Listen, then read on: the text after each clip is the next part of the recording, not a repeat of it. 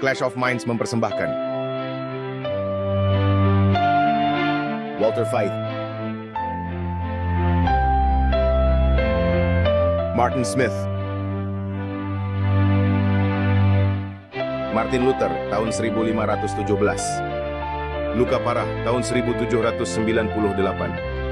Kebangunan Besar Rohani tahun 1844, Ensiklikal Rerum Novarum tahun 1891, Konsili Vatikan II tahun 1962, Ensiklikal Laudato Si Perawatan Rumah Kita Bersama tahun 2015, Pandemi COVID-19 tahun 2019, Pemilihan Presiden Amerika Serikat tahun 2020,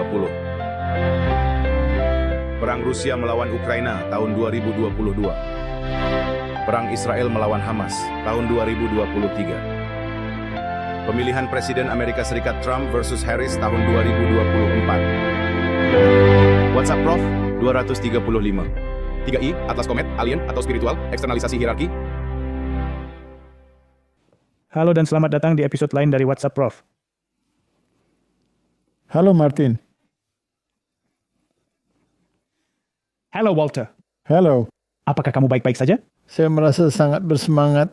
Itu bagus. Siap menghadapi gunung es? Tidak, sepertinya kapal telah menabrak gunung es. Saya harap itu jauh, tapi sepertinya mungkin saja kapal itu bisa melewatinya, kan? Ya. Baiklah. Nubuat mengatakan itu akan terjadi. Mari kita lihat. Mari kita mulai dengan doa. Bapa di surga, terima kasih telah kembali mengumpulkan kami. Terima kasih atas kesempatan untuk melakukan diskusi ini. Dan kami mohon agar Engkau menerangi pikiran kami dan membantu kami melalui ini. Dalam nama Yesus. Amin. Amin. Martin, saya rasa kita telah mencapai titik di mana berita terus memperbarui cerita ini setiap hari. Sekarang bukan lagi soal apakah, tapi hanya soal kapan. Dulu saya pernah mengatakan kita tidak ingin menjadi agen berita, tapi kita menggunakan berita sekarang hanya untuk menunjukkan bagaimana segala sesuatu terjadi. Dan memenuhi nubuatan-nubuatan. Ya, kita benar-benar bergegas menuju gunung es. Ya, baiklah, mari kita lihat bagaimana kita akan menghadapi situasi ini. Saya bahkan tidak tahu apakah kita akan sampai pada bagian bagaimana kita akan menghadapi situasi ini dengan semua hal yang sedang terjadi. Mari kita lihat saja. Apakah Anda akan bertahan? Jadi Martin, kita sedang membahas situasi baru ini, di mana kita melihat arah negara dan agama bersatu di seluruh dunia. Dan terakhir kali kita membahas bagaimana mereka mulai menerapkan hal ini. Bagaimana perjanjian Abraham membuka ruang untuk koeksistensi dengan negara Israel dan negara-negara Islam di sekitarnya. Dan mereka membawa serikat agama dan politik mereka. Dan mereka ingin berada di bawah hukum syariah. Dan kemudian ada situasi di Eropa dan di Amerika Serikat, di mana sebuah video kecil yang sangat menarik muncul. Kita tidak akan menunjukkannya karena itu dalam bahasa Jerman. Muslim mengatakan mereka akan mengambil alih Jerman dan Kristen mengatakan tidak mungkin, ini tidak akan terjadi. Ini adalah negara Kristen. Dan semua aktivitas ini mungkin untuk mendeportasi orang. Mereka tidak ingin mengikuti paradigma agama negara di mana mereka tinggal. Benar? Jadi ini sangat menarik. Ya, jadi mereka ingin mendeportasi orang-orang yang memiliki pandangan Islam atau sangat ketat dalam hal itu. Jika mereka bersedia menyesuaikan diri dan menerima situasi sebagaimana adanya di negara Kristen. Secara historis tidak masalah. Budaya Kristen. Maka mereka boleh tinggal. Anda bisa menjadi ateis. Anda bisa menjadi apapun yang Anda suka, asalkan Anda adalah seorang Kristen budaya. Ya, Anda harus mematuhi hukum negara. Benar. Dan oleh karena itu, mereka yang tidak mematuhi harus dideportasi. Dan suara-suara ini semakin keras dan keras dan keras. Dan jadi akan ada negara-negara Muslim, ada negara yang tunduk hukum syariah, ada Negara Yahudi di bawah. Hukum Alkitab tanpa Kristus tentu saja. Dan kemudian ada negara-negara Kristen yang berada di bawah hukum kepausan dan menerima Kristus. Jadi tidak ada satupun dari mereka yang benar. Anda harus memiliki paket lengkap, benar? Dan itulah mengapa, seperti yang Alkitab katakan dan kita tunjukkan terakhir kali, mereka hanya akan sekelompok kecil yang terus-menerus menjadi duri dalam daging bagi semua orang. Karena mereka menginginkan hukum Alkitab dan mereka menginginkan Kristus. Karena di sini mereka yang menaati perintah Allah dan bukan perintah kepausan. Dan memiliki kesaksian Yesus dan iman Yesus. Jadi Anda harus memiliki Kristus ditambah hukum Alkitab. Mereka tidak ingin itu. Bukankah itu aneh? Mereka ingin Kristus tapi mereka ingin hukum kepausan. Dan mereka tidak ingin Kristus dan mereka ingin hukum syariah. Dan mereka tidak ingin Kristus, tetapi mereka ingin memiliki hukum Alkitab. Itulah 3 pilihan yang Anda miliki. Dan kemudian ada mereka yang menginginkan hukum Alkitab dan Kristus. Mereka adalah masalah. Tidak peduli kemanapun mereka pergi. Bukankah itu aneh? Sebenarnya memang begitu. Itu benar. Karena itulah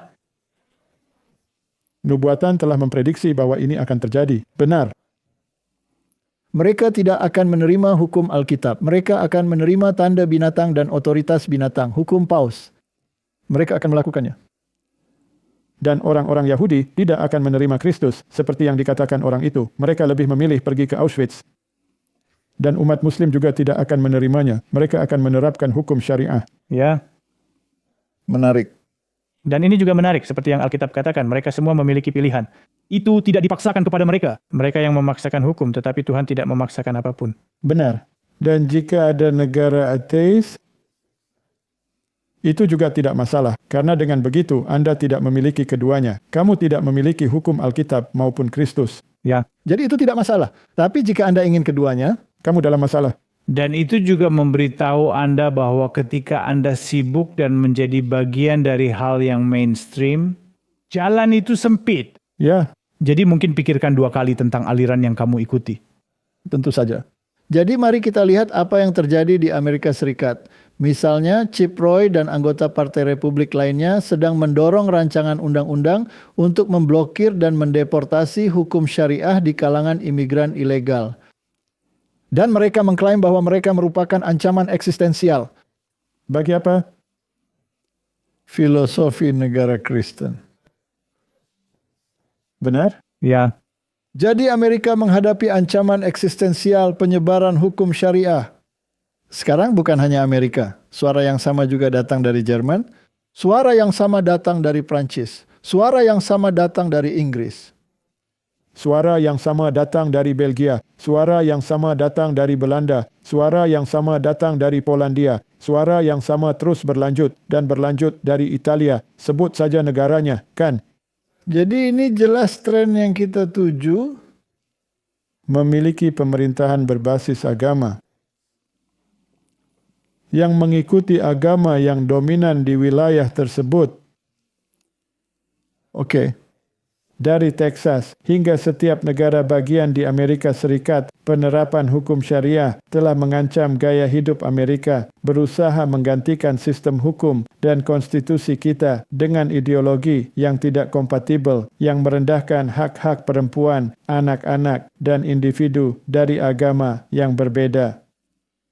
Jadi menurut siaran pers, Eropa seharusnya menjadi peringatan bagi Amerika untuk menunjukkan seperti apa penyebaran hukum syariah. Erosi Barat. Setiap orang asing di Amerika Serikat yang ditemukan sebagai pengikut hukum syariah oleh Menteri Luar Negeri, Menteri Keamanan Dalam Negeri, atau Jaksa Agung, akan kehilangan manfaat imigrasi. Bantuan imigrasi atau visa akan dianggap tidak layak masuk atau dapat dideportasi dan akan dideportasi dari Amerika Serikat. Jadi ini adalah sesuatu yang mereka dorong. Ya. Jadi mereka harus mengikuti ideologi. Atau kamu dikeluarkan. Kami tidak akan mentolerir 2 jenis ideologi yang bertentangan. Tidak. Dan itu terdengar persis seperti jika dimasukkan ke dalam konteks agama, apa yang dikatakan Douglas Wilson. Ya, tapi hal yang menarik adalah kita akan menerimanya. Mereka mengatakan jika berbeda secara regional. Tapi tidak ada wilayah yang akan mentolerir mereka yang mematuhi perintah Allah dan Tetap berpegang pada kesaksian Yesus. Mereka tidak diterima dimanapun. Mereka akan menjadi duri dalam daging. Jadi Israel memuji Trump sebagai Cyrus Agung modern. Dan pertanyaannya, apakah ini bersifat nubuat? Tentu saja. ini adalah pendirian negara Yahudi. Ya, Yang artinya tanpa Kristus. Benar? itulah dia. Secara definisi. Dan seluruh dunia Kristen Injili merindukan hal ini, berdoa untuk hal ini, dan memberkati Israel agar hal ini dapat terjadi. Apakah itu masuk akal? Tidak masuk akal.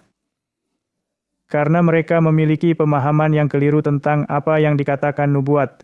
Mereka beranggapan bahwa hal itu harus terjadi agar antikristus dapat pergi dan duduk di dalam bait suci. Baiklah, jadi orang Kristen percaya bahwa Mesias telah datang. Orang Yahudi berpikir Mesias mereka belum datang. Dia pasti bukan Kristus. Jadi siapa dia, Martin? Dan hal yang menarik adalah mereka yang percaya bahwa dia adalah Kristus. Ya, Bahkan di kalangan Yahudi. Sedang mencari seorang pembebas nasional. ya,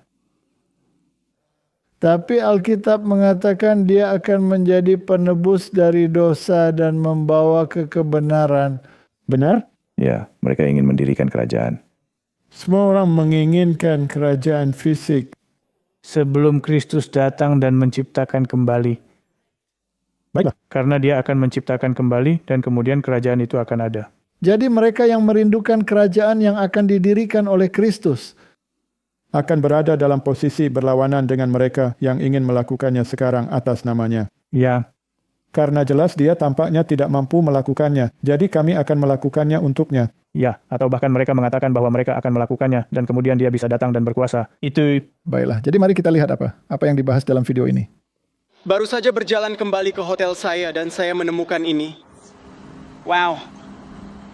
Mereka menyebut Trump. Koresh Agung. Koresh Agung masih hidup. Wow, itu luar biasa. Anda berdiri di hadapan bangsa Israel bukan sebagai Presiden Amerika Serikat lainnya, tetapi sebagai tokoh besar dalam sejarah Yahudi. Seseorang yang harus kita ingat 2,5 milenium ke dalam kabut waktu. Untuk menemukan analogi, Koresh Agung Anda Presiden Donald J. Trump adalah raksasa yang akan dikenang dalam pantheon sejarah. Ribuan tahun dari sekarang, Tuan Presiden, orang-orang Yahudi akan mengingat Anda. Kita adalah sebuah bangsa yang mengingat. Jauh dari sekadar perjuangan lokal, apa yang kita saksikan. Ini adalah perjuangan global. Pertempuran global antara kekuatan ekstremisme, radikalisme, dan fundamentalisme. Dan nilai-nilai kebebasan, kemerdekaan, dan demokrasi. Apa yang dunia butuhkan sekarang? Bukan penurut yang memberi makan buaya dengan harapan mereka akan dimakan terakhir seperti yang kita lihat baru-baru ini di sidang umum PBB. Dan ngomong-ngomong Presiden Trump, tim Anda telah memeriksa teleprompter. Itu berfungsi dengan baik. Apa yang dunia butuhkan? Yang dunia butuhkan sekarang adalah lebih banyak pemimpin yang berani, tegas, kuat, dan berani. Dunia membutuhkan lebih banyak Trumps. Mesias non-Yahudi saat ini dipilih untuk melayani umat Yahudi dan Mesias Yahudi. Telinga kanan Presiden Trump ditusuk sebagai tindakan simbolis dari Keluaran 21 ayat 6, di mana Taurat menyatakan bahwa seorang hamba yang ingin tetap bersama tuannya harus telinganya yang kanan ditindik. Trump ditunjuk sebagai hamba Allah dan yang diurapi, sama seperti Koresh yang agung hampir 2.400 tahun yang lalu. Kami telah menjelaskan dalam beberapa video bahwa batas waktu mutlak untuk penebusan pada akhir tahun Yahudi 5787 yang bertepatan dengan 2 Oktober 2027. 1167 hari dari hari ini, dan saya memiliki alasan yang kuat untuk percaya bahwa Donald Trump dipilih untuk menjadi orang yang menebus dosa-dosa Esau dengan menawarkan bantuannya dalam membangun kembali kuil suci di Bukit Kuil dan mendirikan kerajaan Yahudi atas seluruh umat manusia di Yerusalem. Martin, pria itu seharusnya dalam masalah karena menyebut tahun 2027. Apa yang dia lakukan di sana? Saya tidak tahu. Apa yang dilakukan pria itu pada tahun 2027? Tanggal itu juga sangat menarik. Karena kalender Yahudi tampaknya kurang beberapa ratus tahun. Benar? Karena menurut kronologi Alkitab 2027 seharusnya sekitar 6.000 tahun. Dan mereka sedikit kurang. Jadi apa yang terjadi di sana? Tolong jelaskan. Ya, kalau kamu mempelajari sejarah, kamu akan melihat bahwa mereka tidak menghitung masa Medo-Persia dalam sejarah. Mereka hanya fokus pada periode pengasingan. Jadi mereka kekurangan blok waktu yang belum mereka sertakan. Jadi, jika Anda menyertakan blok waktu tersebut dengan baik, maka tanggal yang dimaksud adalah yang disebutkan dalam Alkitab, bukan yang tercantum dalam kalender Yahudi. Hanya untuk klarifikasi. Sangat-sangat baik. Sangat menarik.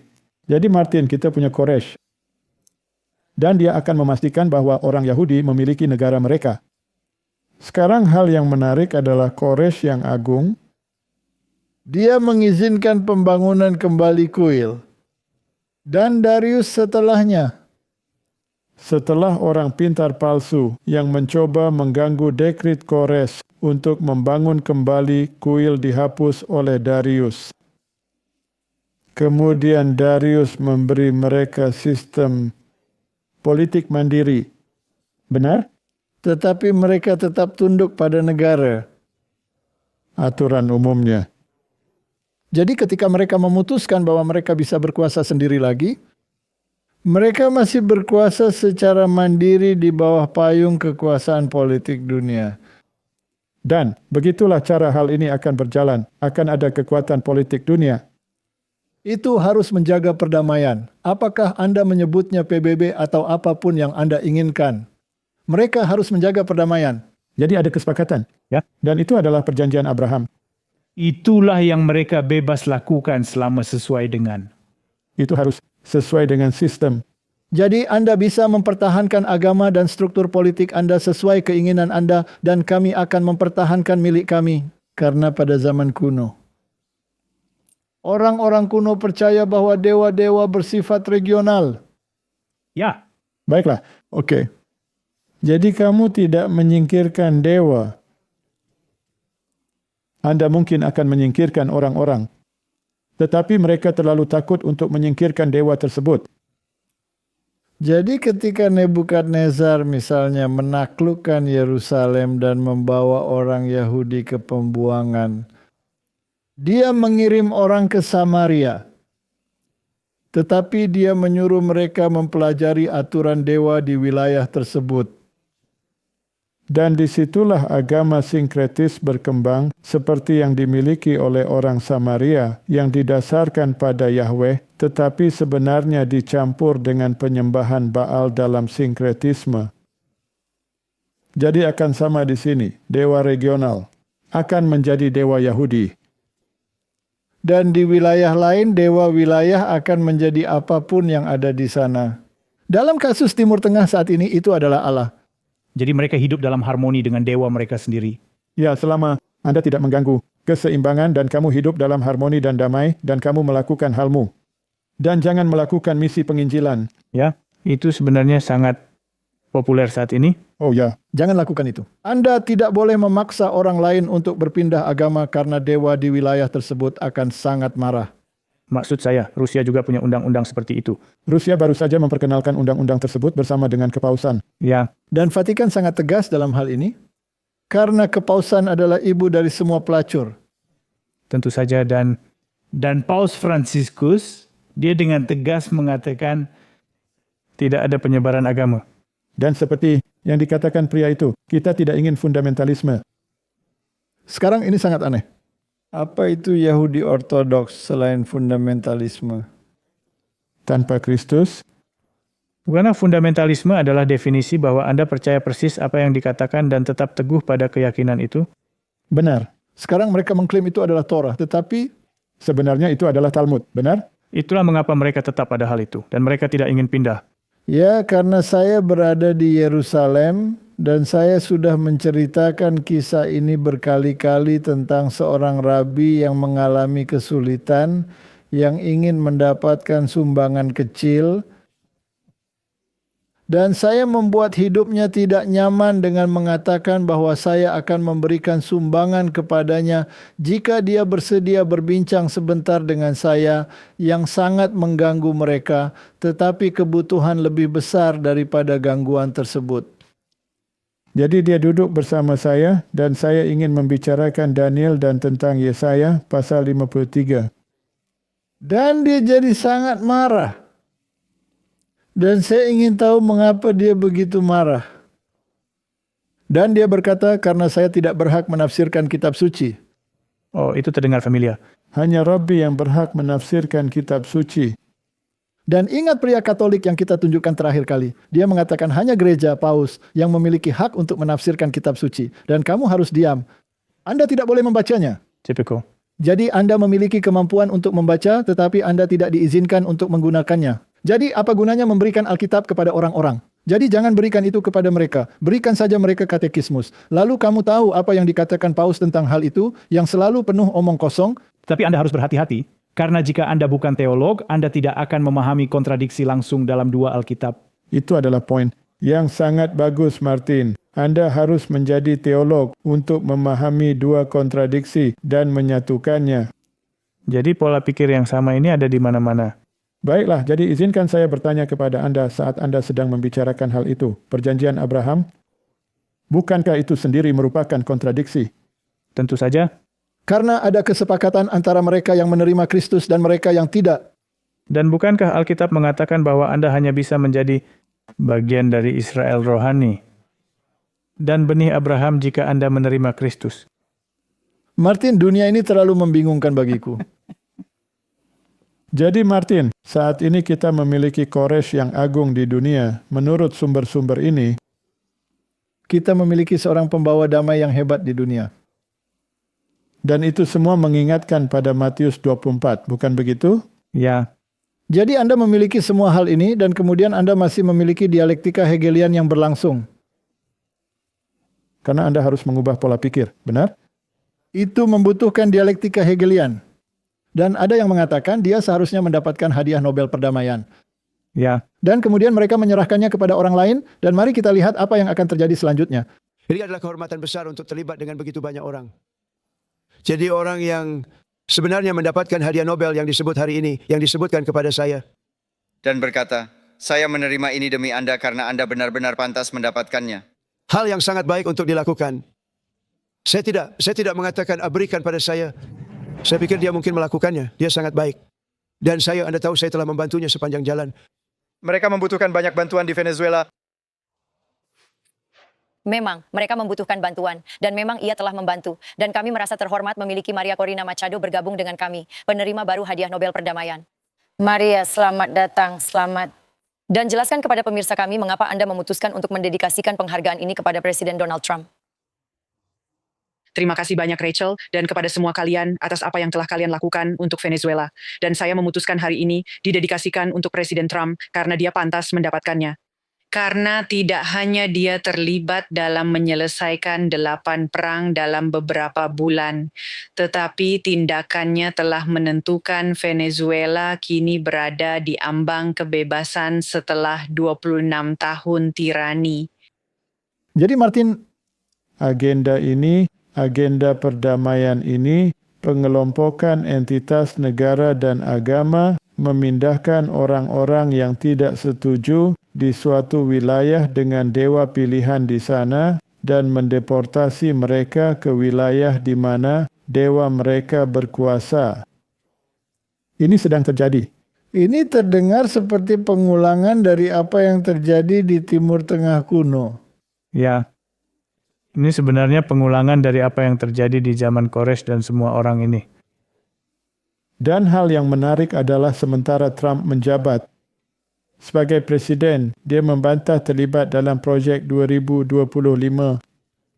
Ya, dia bahkan membantah memiliki pengetahuan tentang hal itu. Dan pada akhirnya, ia menerapkan hampir semua parameter kecuali yang terakhir, yaitu perlindungan bagi keluarga dan pengenalan hari Minggu sebagai hari Sabat. Dan sekarang tiba-tiba dia tidak lagi menyangkalnya. Jadi tidak perlu lagi menyangkalnya. Benarkah begitu? Mari kita baca apa yang dikatakan majalah Time tentang hal ini. Trump tidak lagi menyangkal dukungannya terhadap Project 2025. Itu benar-benar perubahan yang drastis, bukan? Ya, Presiden Donald Trump telah mengubah pendiriannya terkait kebijakan konservatif plan dan proyek 2025 setelah secara aktif menjauhkan diri darinya selama berbulan-bulan selama kampanye pemilihan ulang. Ya, jadi dia mengumumkan pada hari Kamis bahwa mereka akan bertemu dengan Direktur Kantor Manajemen dan Anggaran Russell Ford yang terkenal dengan proyek 2025 untuk memutuskan lembaga-lembaga Demokrat mana, sebagian besar di antaranya adalah skema politik yang dia rekomendasikan untuk dipotong dan apakah pemotongan tersebut akan bersifat sementara atau permanen. Saya menemukan ini menarik. bahwa dia ingin membongkar agenda woke dan agenda kiri. Dan bahwa pihak kiri seharusnya mempermudah rencananya dengan memberikan kesempatan melalui penutupan dan tidak melepaskannya untuk sesaat. dan mereka memiliki permintaan yang tidak masuk akal. Bahkan partai mereka sendiri bertanya-tanya apa yang sedang terjadi. Apa yang terjadi? Saya teringat pada Quigley. Tahukah kamu siapa Quigley? Dia adalah profesor di Universitas Georgetown, seorang Jesuit tentu saja. Carol Quigley. Ya, dan dia adalah mentor bagi presiden-presiden seperti Bill Clinton misalnya. Dan dia mengatakan bahwa dunia dikendalikan oleh kelompok kecil di mana dia adalah anggotanya. Dan kami menunjukkan siapa kelompok kecil itu. Nah, tentu saja dia adalah profesor Jesuit. Jadi dia dengan jelas mengatakan bahwa Jesuit yang mengendalikan. Langsung dari sumbernya, kan? Sekarang, hal yang menarik adalah dia juga mengatakan bahwa sistem dua partai pada dasarnya adalah penipuan. Ya. Ini adalah dialektika Hegelian.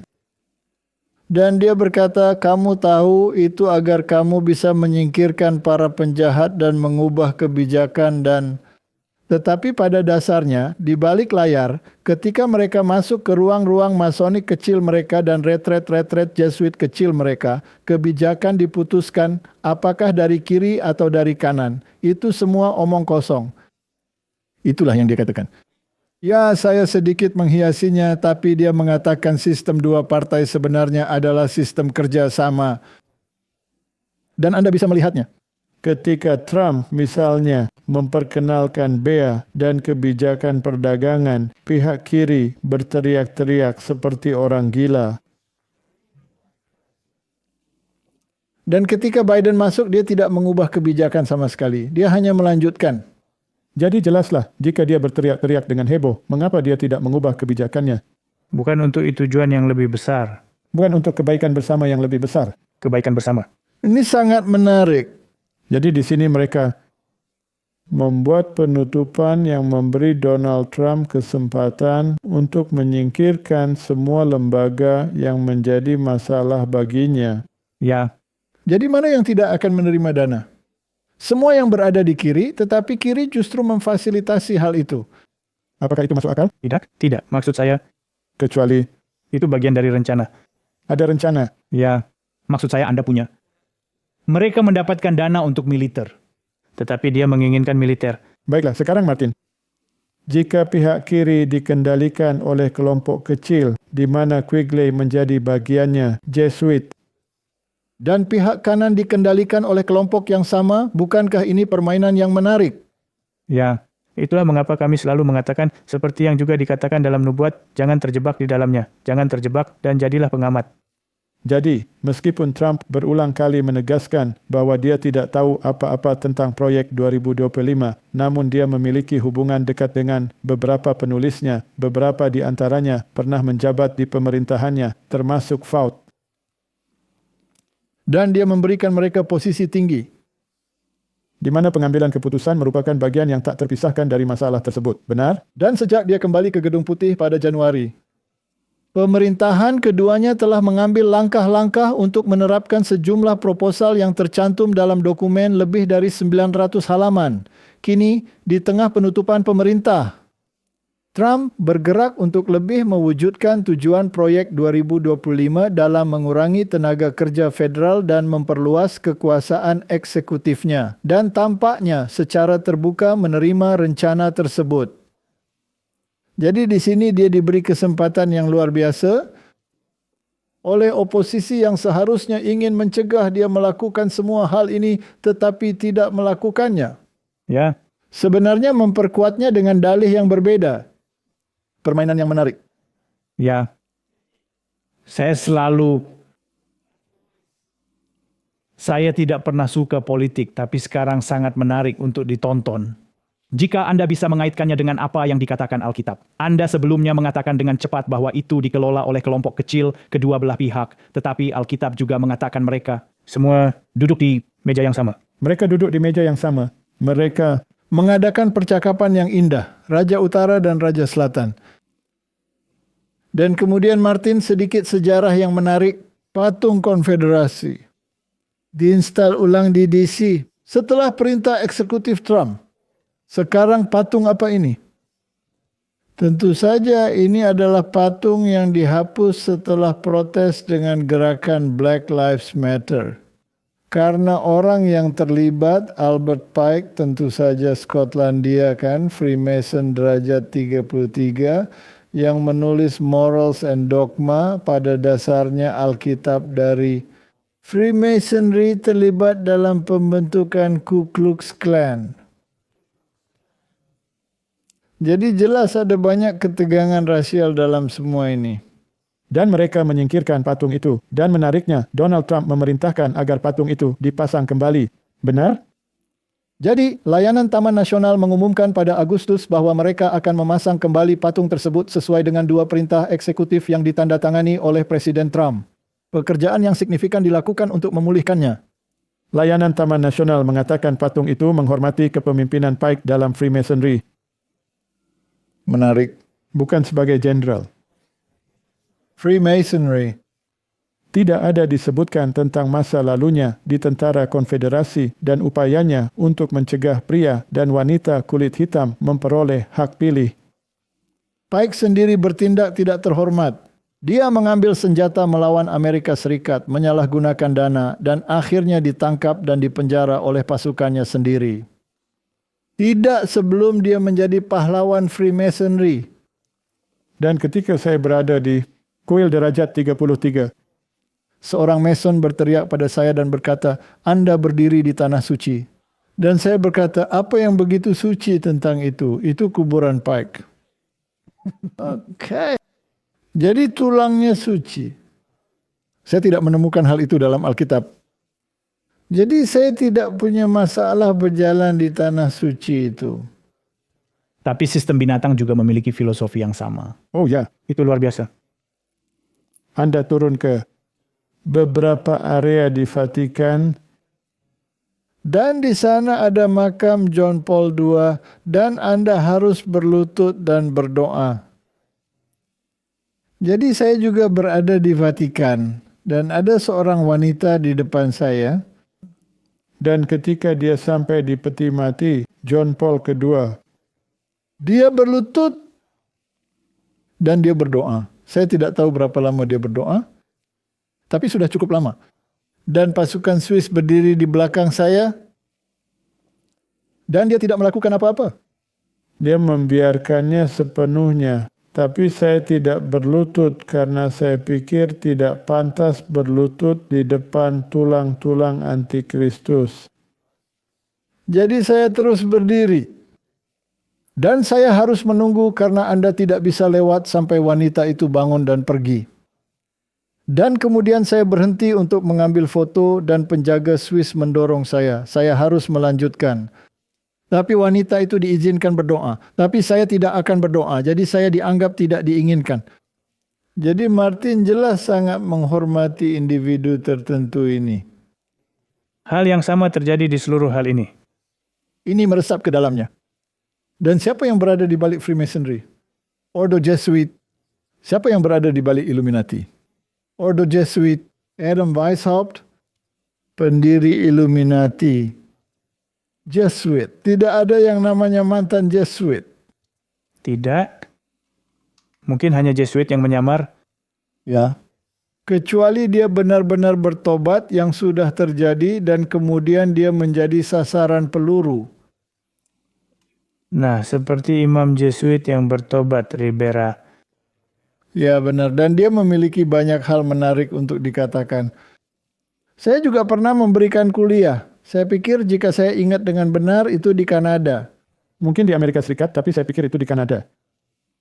Dan setelah ceramah, seorang pria mendekati saya dan dia mengatakan bahwa dia adalah seorang Jesuit. Dan bahwa saya telah mengganggu ketenangannya. Dan itu aneh bagi saya karena jelas dia berada di sana sebagai pengamat. Tetapi dia bukan Jesuit yang sudah lama bergabung. Dia adalah Jesuit muda. Ya, jadi setelah Anda diinisiasi dan melewati sumpah, ada juga tingkatan Jesuitisme dan tingkatan yang terinformasi dan tidak terinformasi. Sangat mirip dengan Freemasonry. Ini dibangun di atas sistem yang sama. Lalu dia mengatakan bahwa dia harus pergi dan mempertimbangkan kembali posisinya agar para Jesuit dapat dijangkau.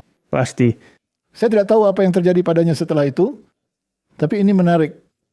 Dan Martin, bahkan gereja Advent di beberapa tempat, sepertinya mulai menyadari situasi ini.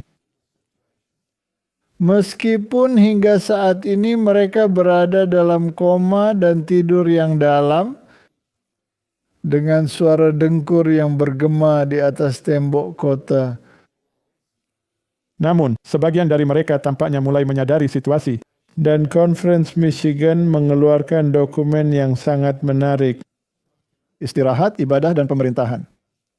Visi berbasis iman tentang kerja dan istirahat mengangkat pertanyaan hubungan gereja dan negara dalam masa depan kebijakan ketenaga kerjaan Amerika Serikat.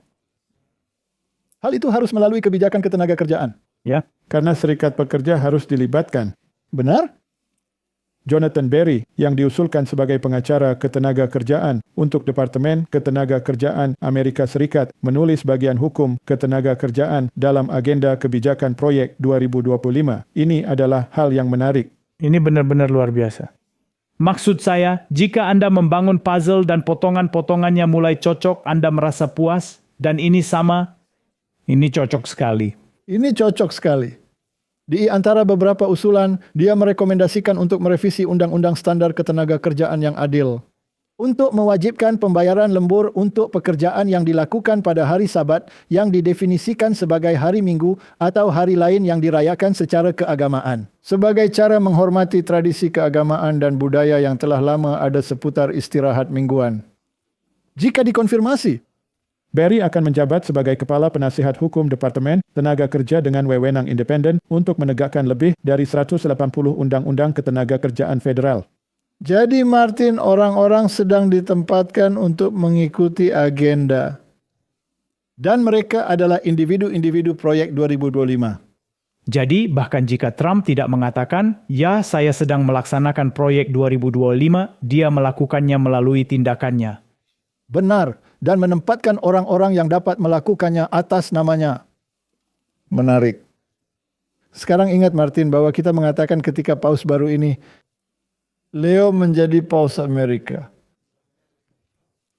Bahwa agendanya adalah Rerum Novarum. Ya, karena itulah dia mengambil nama itu, yang merupakan hukum ketenaga kerjaan. Dan pendahulunya yang menulis Rerum Novarum mengatakan bahwa negara harus menegakkan undang-undang hari Minggu. Jadi mari kita dengarkan apakah ada hal yang terjadi di balik layar. Kita sudah memiliki individu di pemerintahan yang seharusnya mengimplementasikan Undang-Undang Ketenaga Kerjaan 2025. Mari kita lihat apa lagi yang dikatakan. Anda berbicara tentang sekitar $140.000. Anda membandingkannya dengan $37.000. Saya hanya teringat pada referensi Anda tentang Rerum Novarum, martabat individu. Maksud saya, bagaimana Anda bisa membesarkan keluarga dengan $37.000? Perbedaan antara itu dan apa yang telah Anda amankan di UPS sungguh luar biasa. Biarkan saya bertanya kepada Anda ini. Amazon juga salah satu pelanggar terbesar dalam hal ini adalah tidak bernegosiasi dengan pekerja yang telah memutuskan untuk berserikat. Anda menyebut Staten Island. Saya pikir mereka masih menunggu yang pertama. Ya, Staten Island dan NLRB. Jadi mereka, Anda tahu mereka bertentangan dengan diri mereka sendiri di setiap langkah hanya untuk menghindari serikat pekerja. Dan saya yakin ada artikel di Institut Kebijakan Ekonomi yang tepat sasaran menyatakan bahwa Amazon sama sekali tidak berniat untuk terlibat dalam perundingan kolektif yang jujur dan tulus dengan perwakilan pekerja Staten Island. Sebenarnya, model bisnis mereka yang bergantung pada tingkat pergantian karyawan yang tinggi dan menghindari tanggung jawab terhadap karyawan mereka dirancang untuk membuat pembentukan serikat pekerja hampir tidak mungkin. Dalam konteks itu, jelaskan kepada kami mengapa Undang-undang kontrak kerja cepat sangat penting. Penting untuk menetapkan batas waktu bagi korporasi besar agar mereka tidak bisa hanya mengatakan, Anda telah memilih untuk berserikat. Selamat beruntung, kami tidak akan pernah duduk dan berbicara dengan Anda. Ya, undang-undang kontrak kerja cepat memiliki batas waktu. Hal ini memiliki konsekuensi untuk perilaku buruk. Dan saya pikir penting bahwa jika dan ketika undang-undang kontrak kerja cepat ini disahkan, pihak-pihak yang tidak bertanggung jawab seperti Amazon akan dipaksa untuk duduk di meja perundingan, dipaksa untuk bernegosiasi, dan harus menyetujui kontrak pertama kali. Oke, sekarang Martin, dia menggunakan kata dipaksa. Itu menakjubkan. Sekarang Amazon adalah perusahaan yang cukup besar, kan? Itu salah satu yang terbesar, menurut saya jika bukan yang terbesar. Baiklah, sekarang semua orang ini pengunjung di Vatikan ketika mereka menandatangani perjanjian ekonomi. Ya. Dengan semua oligarki menandatangani bahwa mereka, Anda tahu, setuju dengan hal semacam ini. Jadi pendapat pribadi saya, tentu saja saya bisa salah. Ini adalah dialektika Hegelian kecil lainnya, di mana seseorang bertindak keras sehingga orang-orang yang bekerja dalam situasi tersebut menjadi kesal, sehingga pemerintah dapat masuk dan memperjelas keadaan demi kepentingan rakyat dan demi kebaikan bersama. Dan dengan undang-undang. Dan dengan undang-undang yang memaksa semua orang masuk ke dalam cetakan. Dan serikat buruh akan menjadi salah satu sarana untuk membawa masa kesusahan yang belum pernah terjadi sebelumnya. Atau apakah ini menjadi pembahasan? Tentu saja. Dengan Barry di sana, undang-undang ini yang ingin diberlakukan. Anda bisa melihat mereka akan memaksa Anda. Mereka melihat dia mengatakannya. Mereka akan memaksa Anda. Dan sekarang yang kita butuhkan hanyalah kebangkitan aspek keagamaan. Dan kemudian kita memiliki paket lengkap. Benar, kita memiliki undang-undang ketenagakerjaan, pemerintah, dan gereja yang semuanya terlibat dalam aliran satu arah ini. Nah, dan kita akan menjadi negara Kristen di Amerika Serikat dan orang-orang Eropa akan melihat ke sana dan berkata, tahukah Anda, kita sudah muak dengan situasi kita. Sehingga kita ingin ikuti jejaknya. Kita ingin menghilangkan segala hal yang tidak sesuai dengan Kristen budaya. Dan kita juga akan menjadi negara Kristen. Dan kita akan memiliki undang-undang kita sendiri dan kita akan bahagia. Apakah kita ateis atau tidak, kita akan mengikuti aturan tersebut. Ya. Oke. Jadi gereja harus kembali dipenuhi jemaat. Dan Anda tidak ingin orang tua yang ketinggalan zaman. Anda ingin orang-orang yang bisa menaiki barikade. Nah, kebangkitan dan reformasi selalu dilakukan oleh generasi muda. Baiklah, jadi generasi Z kembali ke gereja dalam jumlah yang mengejutkan dalam kebangkitan iman. Di saat Amerika Serikat menghadapi penurunan jumlah jemaat gereja, pembalikan yang mengejutkan ini membuat para pendeta dan peneliti membicarakan kemungkinan kebangkitan baru. Generasi Z dikenal sebagai generasi yang paling tidak religius. Namun data terbaru menunjukkan bahwa pemuda-pemuda melawan tren tersebut. Mereka kembali ke gereja. Jawaban bagi gereja bukanlah menyesuaikan pekabarannya dengan zaman, tetapi untuk memberitakan, mengajarkan, dan mempertahankan kebenaran Alkitab. Dengan cara yang kuat namun penuh kasih. Hal yang menarik adalah mereka tidak membela Alkitab, melainkan membela tradisi. Ya, sayangnya. Memang ada suara-suara seperti ini, dan saya sepenuhnya setuju dengan apa yang dia katakan di sini. Tapi kamu harus menerimanya secara keseluruhan. Seluruhnya, ambil. Seluruhnya. Penjualan Alkitab melonjak 22% pada tahun 2024.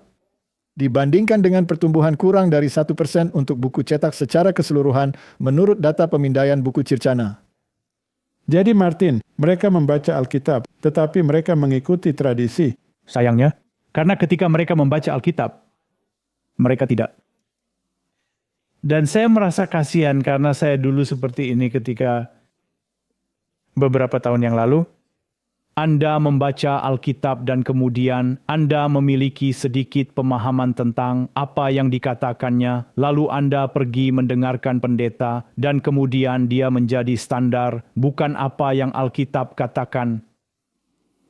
Kirk menginspirasi generasi Z untuk menukar pesta dengan doa, sementara perkumpulan mahasiswa di kampus memicu kebangkitan iman. Para ahli mengatakan, sekarang saya baru saja membaca hari ini bahwa Erika Kirk mengatakan bahwa dia memiliki perasaan bahwa suaminya sedang berkomunikasi dan menetapkan tren untuk apa yang terjadi dan direncanakan di surga.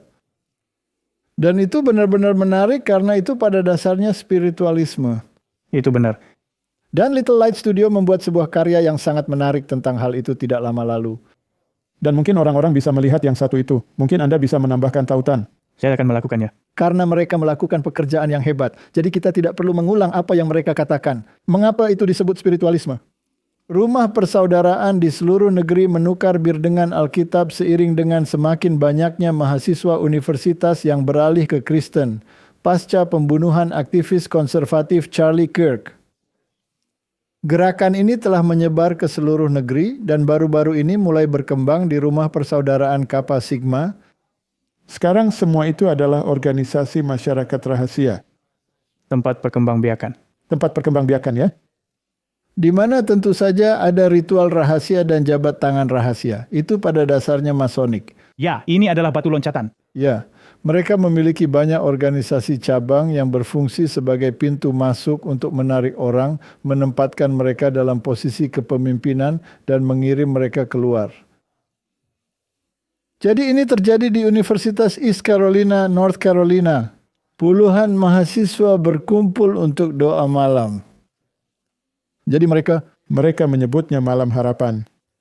Saya pikir mudah bagi orang muda untuk berpikir bahwa seluruh hidup mereka masih di depan, kata Elka. Tapi ketika seseorang yang mereka kagumi tidak terlalu jauh lebih tua dari mereka dibunuh secara terbuka, saya pikir mudah bagi mereka untuk memiliki lebih banyak pertanyaan. Dan untuk terlibat, benar? Kami mengatakan saat pertama kali. Kami telah membuat episode lengkap tentang hal itu. Ini akan menjadi. Pembunuhan itu pasti akan menjadi katalisator. Ya. Dan ini sedang terjadi sekarang. Sekarang jika kita melihat situasi kita di negara ini, pemerintah kami di sini pada dasarnya juga merupakan aliansi dengan serikat pekerja. Ya, sangat resmi. Berapa lama waktu yang dibutuhkan untuk mengatur barikade dan revolusi? 1 hari. 1 hari. Ya. Benar? 1 panggilan telepon. Dan selesai. Ya. Jadi hal-hal seperti ini bisa terjadi dengan sangat cepat. Ya. Sangat cepat. Dan sekarang mari kita lihat pihak kiri. Karena ini selalu sangat menarik. Mari kita lihat pihak kiri dan, pemimpin potensial paling karismatik untuk pihak kiri saat ini jelas adalah Newsom. Dia mengutip kitab suci dalam serangannya terhadap Partai Republik. Terkait penutupan yang mempengaruhi bantuan pangan. Dia menyebutnya sebagai kebijakan kejam. Jadi tentu saja Anda memiliki pihak kanan yang melakukan apa yang mereka lakukan, dan kemudian Anda memiliki pihak kiri yang berteriak tentang apa yang mereka lakukan. Dan mari kita lihat apa yang terjadi di sini, karena saya menemukan ini sangat-sangat menarik. Gavin Newsom mengutip ajaran Alkitab saat mengkritik kepemimpinan Republik. Dan dampak penutupan pemerintah federal oleh administrasi Trump terhadap bantuan pangan. Jadi dia mengarahkannya ke tingkat kebutuhan sehari-hari. Ya. Nah, hal yang sama juga menjadi fokus gereja Katolik. Sekarang mari kita lihat dari mana dia berasal. Dan ini ada dalam artikel ini dan tanggalnya 26 Oktober 2025. Jadi ini sangat baru. Benar? Newsom yang dibesarkan sebagai Katolik dan lulus dari Universitas Santa Clara, sebuah institusi Jesuit, kadang-kadang mengutip latar belakang keagamaannya dan pendidikan Jesuitnya saat membahas isu-isu sosial. Ya ingat ketika kita melakukan hal yang sama dengan Anthony Fauci. Ya, Dia sama. Dia membanggakan dan sangat vokal tentang latar belakang Jesuitnya. baiklah Martin. Jadi orang-orang ini semua dididik oleh Jesuit, baik mereka berasal dari pihak kiri maupun kanan. Apakah tidak ada kesepakatan? Bisakah dua orang berjalan bersama jika mereka tidak setuju? Atau apakah ini dialektika Hegelian? Jelas itu. Jika seseorang menonton episode ini untuk pertama kalinya dan belum melihat yang lain, tonton episode sebelumnya di mana kami menjelaskan dengan jelas tentang Jesuit. Ya, oke. Jadi, dalam pernyataannya pada hari Selasa, ia merujuk pada sebuah universitas Jesuit yang luar biasa dan Pelajaran dari perjanjian baru menekankan memberi makan orang lapar dan merawat orang miskin. Dia terdengar persis seperti Paus sekarang. Ya, dan sekali lagi kita harus jelaskan. Kita tidak mengatakan itu salah, tetapi itulah fokusnya. Itu untuk menghilangkan segala sesuatu dan mari kita fokus pada makanan dan fokus pada ini. Yang benar. Tetapi menghilangkan perantaraan Kristus dari gambar. Menggantikan pengorbanannya dengan sepotong roti.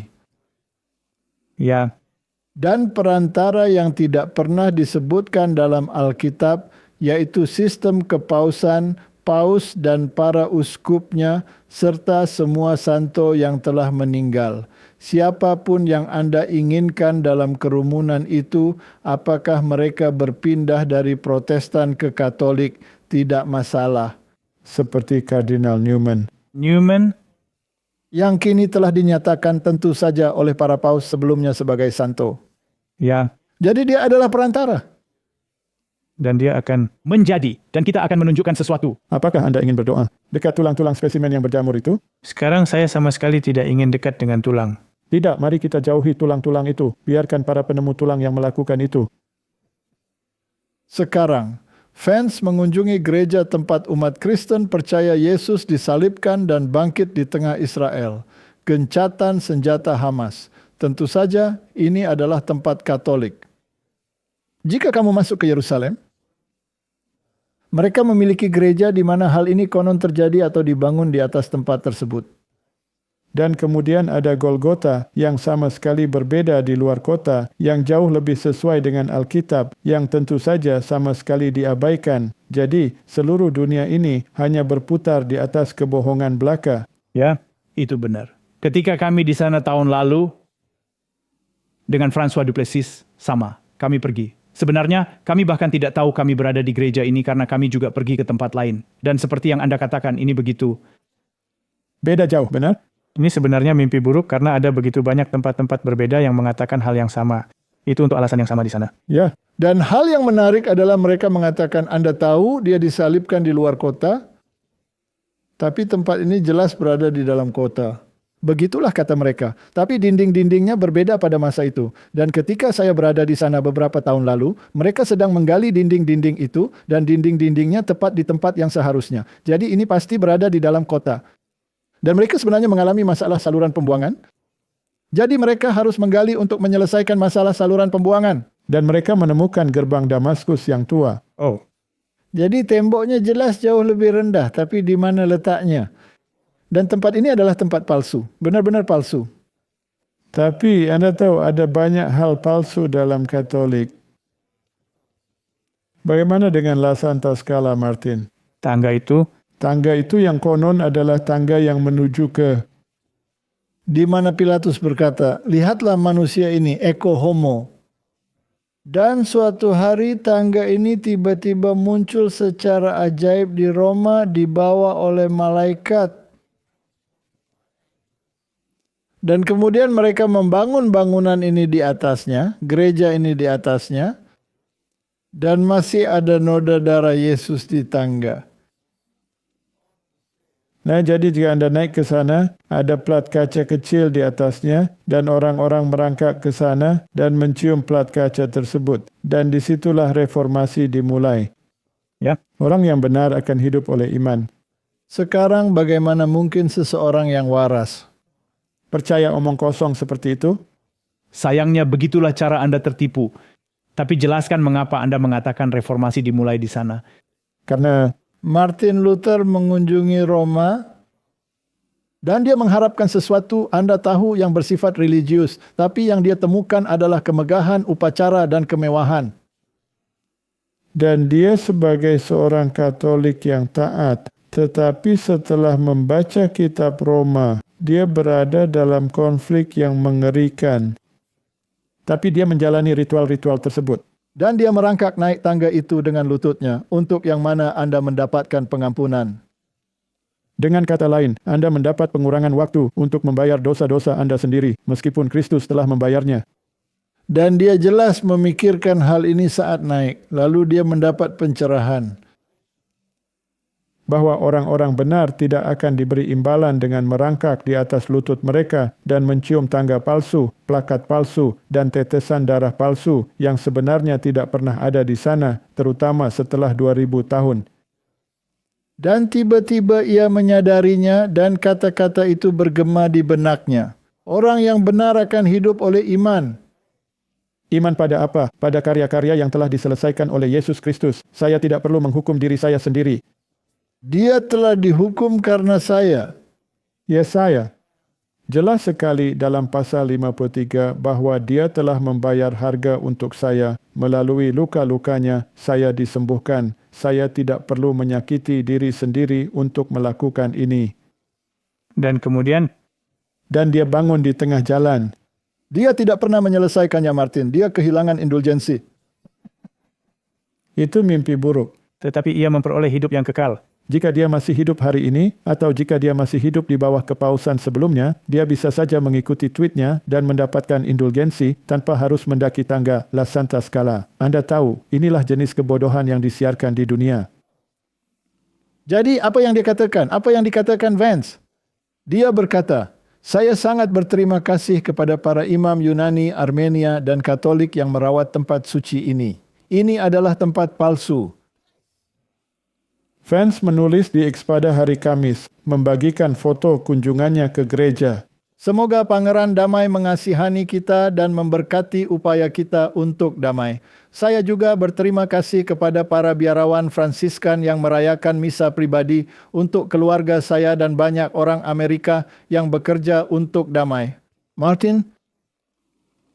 Ini adalah penggabungan retorika gereja dan negara. Itulah mengapa kami menampilkan ini, karena hal ini bahkan tidak menutup celah antara gereja dan negara. Ini menyatukan semuanya. Ya. Dan apa itu? Ini adalah Katolikisme dan evangelisme. Ya, karena mereka menyebut diri mereka Katolik Injili. Bergabung bersama. Dalam hal apa? Dalam tradisi yang didasarkan pada kebohongan. Sayangnya,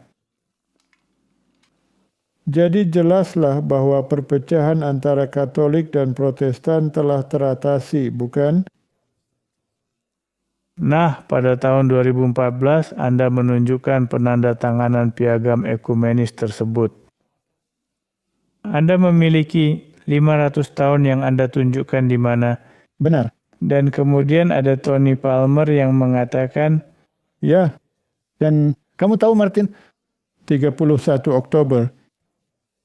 Ini tanggal yang menarik kan? Karena tanggal 31 Oktober adalah hari reformasi. Tapi ini juga Halloween?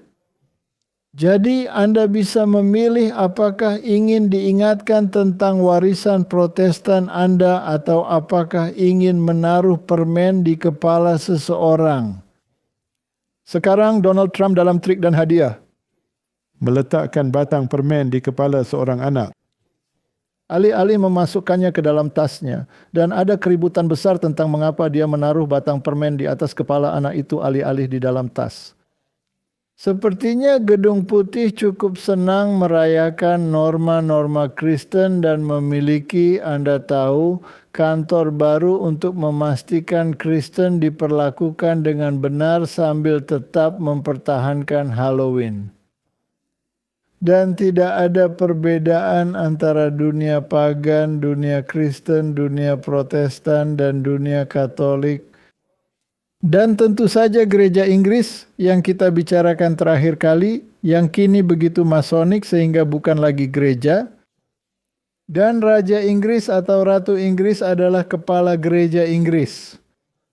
Dan ada perpecahan ketika mereka memisahkan diri dari Roma, yang tentu saja telah dicabut secara rahasia oleh kunjungan Ratzinger dan lain-lain, di mana para uskup agung beribadah bersama di tempat-tempat yang disebut reformasi, dan mereka menghormati semua martir Katolik yang disebut dalam masalah ini. Jadi mereka sebenarnya menunjukkan bahwa mereka menang. Dan sekarang Raja Inggris ini, Charles, dia pergi dan berdoa secara terbuka bersama Paus, menunjukkan bahwa perpecahan telah hilang, tidak ada lagi. Dan di gereja terdekat kapel di Vatikan tempat mereka berdoa bersama, dia mendapat kursi khusus. Dengan kata lain, pada dasarnya sebuah takhta. Ya. Yang menarik adalah hal ini menggambarkan bahwa takhta para raja sekali lagi berada di bawah kekuasaan Roma. Oh, itu. Simbolisme sederhananya sungguh menakjubkan. Ini luar biasa. Mereka begitu terang-terangan, para Mason dan Jesuit serta seluruh kumpulan keji itu. Sayangnya dunia begitu tertipu. Semua orang menyukai ini. Ini luar biasa. Lihatlah persatuan yang kita miliki. Persatuan dalam kesalahan. Mari kita lihat. Di bawah lukisan The Last Judgment karya Michelangelo, di mana langit dan bumi seolah bertemu dalam cat dan cahaya, sesuatu yang luar biasa terjadi. Raja Charles III, pewaris abad-abad perpecahan, berlutut dalam doa di samping Paus Leo XIV di bawah langit-langit suci yang pernah menyaksikan konklav kepausan dan penobatan para santo. Untuk pertama kalinya dalam 500 tahun, para pemimpin spiritual tradisi Anglikan dan Katolik berdoa bersama dalam kesatuan. Ini bukan sekadar kunjungan kerajaan. Itu adalah keajaiban kasih karunia yang bertemu dengan sejarah, bukti hidup bahwa rekonsiliasi mungkin terjadi bahkan antara institusi yang pernah terpecah oleh kesombongan, kekuasaan, dan penderitaan. Kapel Sistina yang dipenuhi paduan suara kerajaan dan mazmur suci menjadi lebih dari sekadar mahakarya, ia menjadi cermin jiwa manusia. Lukisan dinding tentang penghakiman dan belas kasihan menatap ke bawah saat dua agama yang dulu terpisah oleh ajaran, bersatu dalam satu doa. Latin bertemu Inggris, Roma bertemu Canterbury. Menarik mendengarkan apa yang mereka katakan. Di mana sebelumnya ada perbedaan pendapat tentang doktrin, sekarang doktrin-doktrin itu disisihkan dan digantikan dengan pertemuan ekumenis. Bukankah itu luar biasa? Doktrin tidak penting. Jadi mari kita kesampingkan Yesus demi kesepakatan masonik Jesuit kita. Ya, Anda ingat apa yang dikatakan Tony Palmer? Dia berkata, Tuhan akan memperbaiki semua ajaran kita ketika kita sampai di atas sana. Itu luar biasa. Ya. Jadi apa yang dikatakan berita Vatikan tentang masalah ini? Nah, Raja Charles menghadiri ibadah doa ekumenis di Kapel Sistina. Kunjungan ini menandai momen bersejarah dalam hubungan Anglikan Katolik yang belum pernah terjadi dalam 500 tahun. Dua tema menandai perjalanan ini. Kesatuan Kristen dan perawatan lingkungan. Bukankah itu menarik? Di situlah kita kembali menghadapi dua isu yang tidak masuk akal. Kesatuan dalam kesalahan. Dan masalah lingkungan yang didasarkan pada kebohongan. Ya. Luar biasa. Semula dijadwalkan pada April, kunjungan tersebut dibatalkan karena kondisi kesehatan Paus Fransiskus yang buruk. Namun, tentu saja, kini kunjungan tersebut telah berlangsung. Dan kita tidak boleh melupakan Laudato Si. Iya. Jangan lupa itu, Martin. Karena Paus adalah infalibel. Ya. Ya, itulah mengapa Donald Trump harus ditegur dengan cara yang tegas. Sejak lagu pembuka ibadah doa, tema persatuan Kristen dan ekumenisme sudah jelas terlihat. Teks asli ditulis oleh Santo Ambrosius dari Milan, Dr. Gereja. Diterjemahkan oleh Santo John Henry Newman. Makhluk terkejam dan murtad yang dihasilkan oleh Protestanisme. Orang yang membawa gerakan Oxford. Perubahan pendekatan Protestan dan penerimaan Kristus sebagai korban yang tertinggi, mengembalikan altar, mengganti Yesus dengan sepotong roti dan transubstansiasi, menjadikan pernyataan bahwa dengan satu korban Dia telah menyempurnakan selamanya menjadi tidak berlaku. Dan individu ini kemudian dianugerahi gelar kardinal dalam Gereja Katolik. Dan dia begitu sadar akan isu-isu sosial sehingga dia akan cocok dengan sempurna di beberapa masyarakat modern saat ini. Ya, itulah awal sebenarnya dari kejatuhan Protestanisme dalam gerakan Oxford. Jadi Newman ini adalah seorang Anglikan selama setengah hidupnya sebelum berpindah ke Katolik yang menurut saya sama sekali tidak benar. Dia adalah seorang Jesuit yang menyusup menurut saya. Dan dia memainkan perannya dengan sangat baik. Dan dia mendapat imbalan. Ya. Raja Charles menghadiri upacara kanonisasi teolog Inggris pada tahun 2019. Nah, itulah yang saya maksudkan sebelumnya. Ketika Santo John Henry Newman akan dinyatakan sebagai doktor gereja pada tanggal 1 November oleh Paus Leo. Jadi dia sekarang akan menjadi doktor gereja. Martin, Anda bisa lihat, apakah dia melakukan sesuatu yang baik untuk kepausan? Oh ya, dia adalah seorang pahlawan bagi umat Katolik. Mendapatkan imbalan atas hal itu. Dia sedang diberi hadiah, tetapi tulangnya sudah berjamur dan orang mati tidak tahu apa-apa. dia tentu saja tidak bertindak sebagai santo untuk membela siapapun. Jadi Martin, apakah dia akan dihargai atas murtadnya atau akan tidur 1000 tahun dan menerima hukuman kematian kedua? Untungnya, kita menyerahkan hal itu kepada hakim yang lebih tinggi. Ya, amin. Lalu apalagi yang dilaporkan Sky News tentang isu ini? Paus memberikan Charles kursi yang dibuat khusus. Saat mereka berdoa bersama untuk pertama kalinya dalam 500 tahun. Itulah yang saya katakan. Martin, apakah ini singgasana kecil yang dia dapat duduki di Roma? Tentu saja. Bukankah mahkota itu, apa yang mereka katakan, bukankah mahkota itu tidak disewakan kepada mereka oleh kepausan? Tentu saja, itu disewakan. Itu merupakan bagian dari Magna Carta. Jadi sekarang mereka hanya memberinya sebuah takhta kecil yang bisa dia datangi dan duduk di sana di samping takhta utama. Tempat yang nyaman untuk tempat duduknya. Tetapi harus berada di samping takhta utama. Ya, dia tidak berada di takhta utama. Pauslah yang berada di takhta utama. Hari ini menandai kali pertama seorang Raja Inggris secara terbuka berdoa bersama Paus dalam 500 tahun. Raja dan Ratu bergabung dengan Paus Leo XIV dalam sebuah ibadah ekumenis di Kapel Sistina. Kunjungan 2 hari ke Vatikan dipahami sebagai hal yang sangat berarti bagi Raja secara pribadi.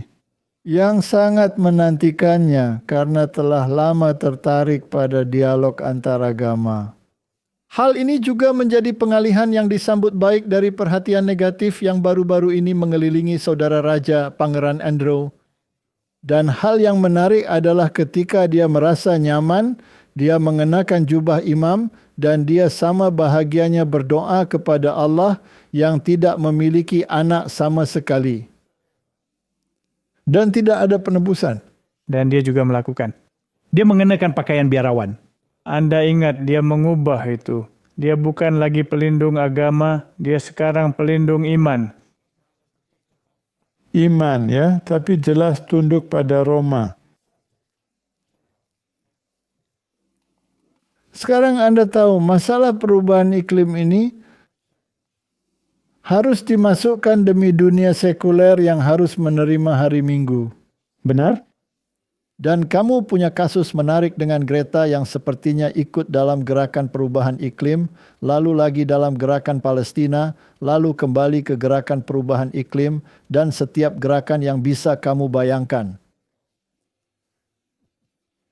Dan kemudian ada aktivis anti Greta yang mencoba berbicara dan mengatakan bahwa mereka berbicara banyak omong kosong.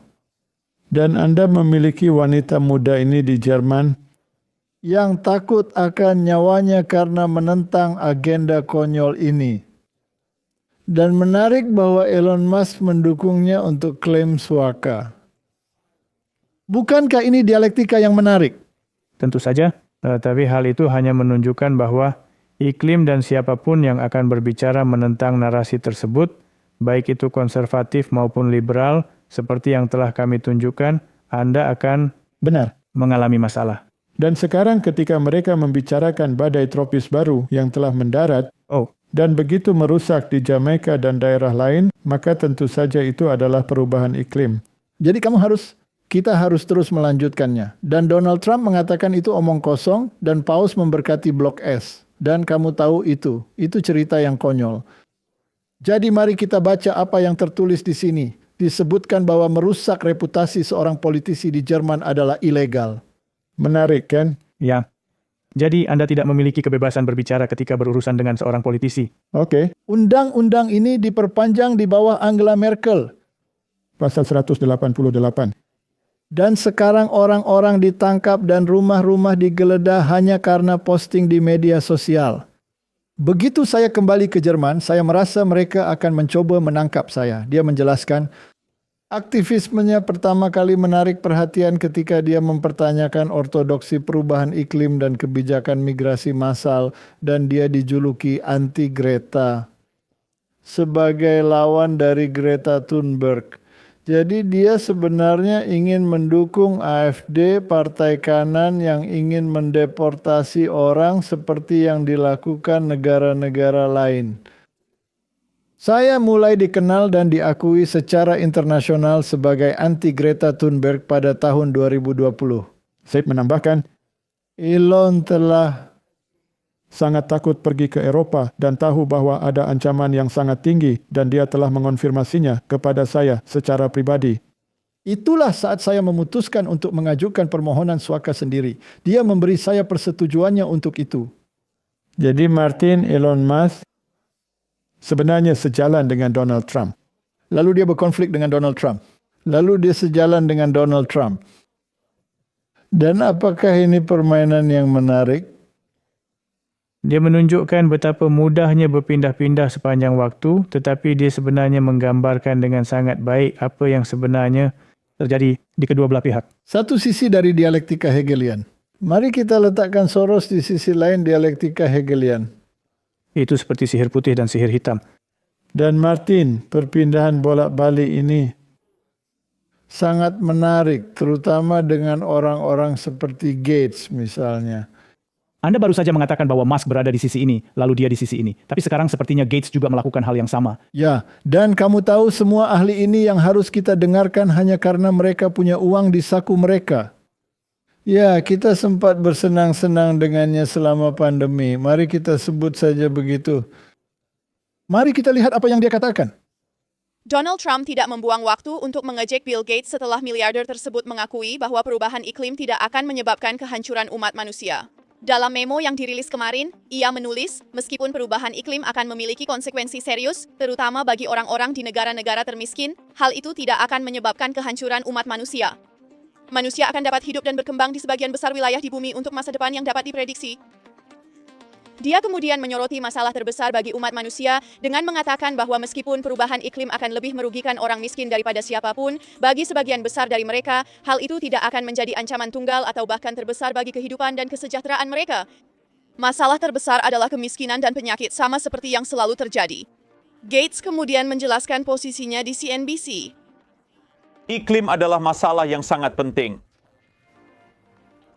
Ada cukup inovasi di sini untuk menghindari hasil yang sangat buruk. Kita tidak akan mencapai tujuan terbaik kita 1,5 atau bahkan 2 derajat. Dan saat kita berusaha meminimalkan hal tersebut, kita harus memandangnya dalam konteks kesejahteraan manusia secara keseluruhan. Donald Trump tidak setuju dengan itu. Presiden Amerika Serikat mengkritik miliarder tersebut atas perubahan sikapnya terkait perubahan iklim melalui posting di Truth Social yang berbunyi, "Kita baru saja menang dalam perang melawan hoaks perubahan iklim." Bill Gates akhirnya mengakui bahwa dia sepenuhnya salah dalam masalah ini. Membutuhkan keberanian untuk melakukannya, dan untuk itu kita semua berterima kasih. MAGA, kelompok yang tidak akan senang dengan berita ini, adalah aktivis perubahan iklim.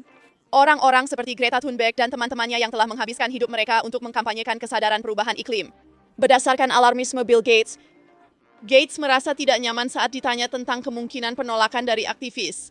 Ketika aktivis iklim yang telah sangat mendukung apa yang Anda lakukan, dan Anda juga sangat mendukung apa yang mereka lakukan, membaca ini, Dan jika Greta Thunberg membaca ini dan berpikir, astaga, sepertinya dia mengubah pendiriannya, apa yang akan Anda katakan padanya?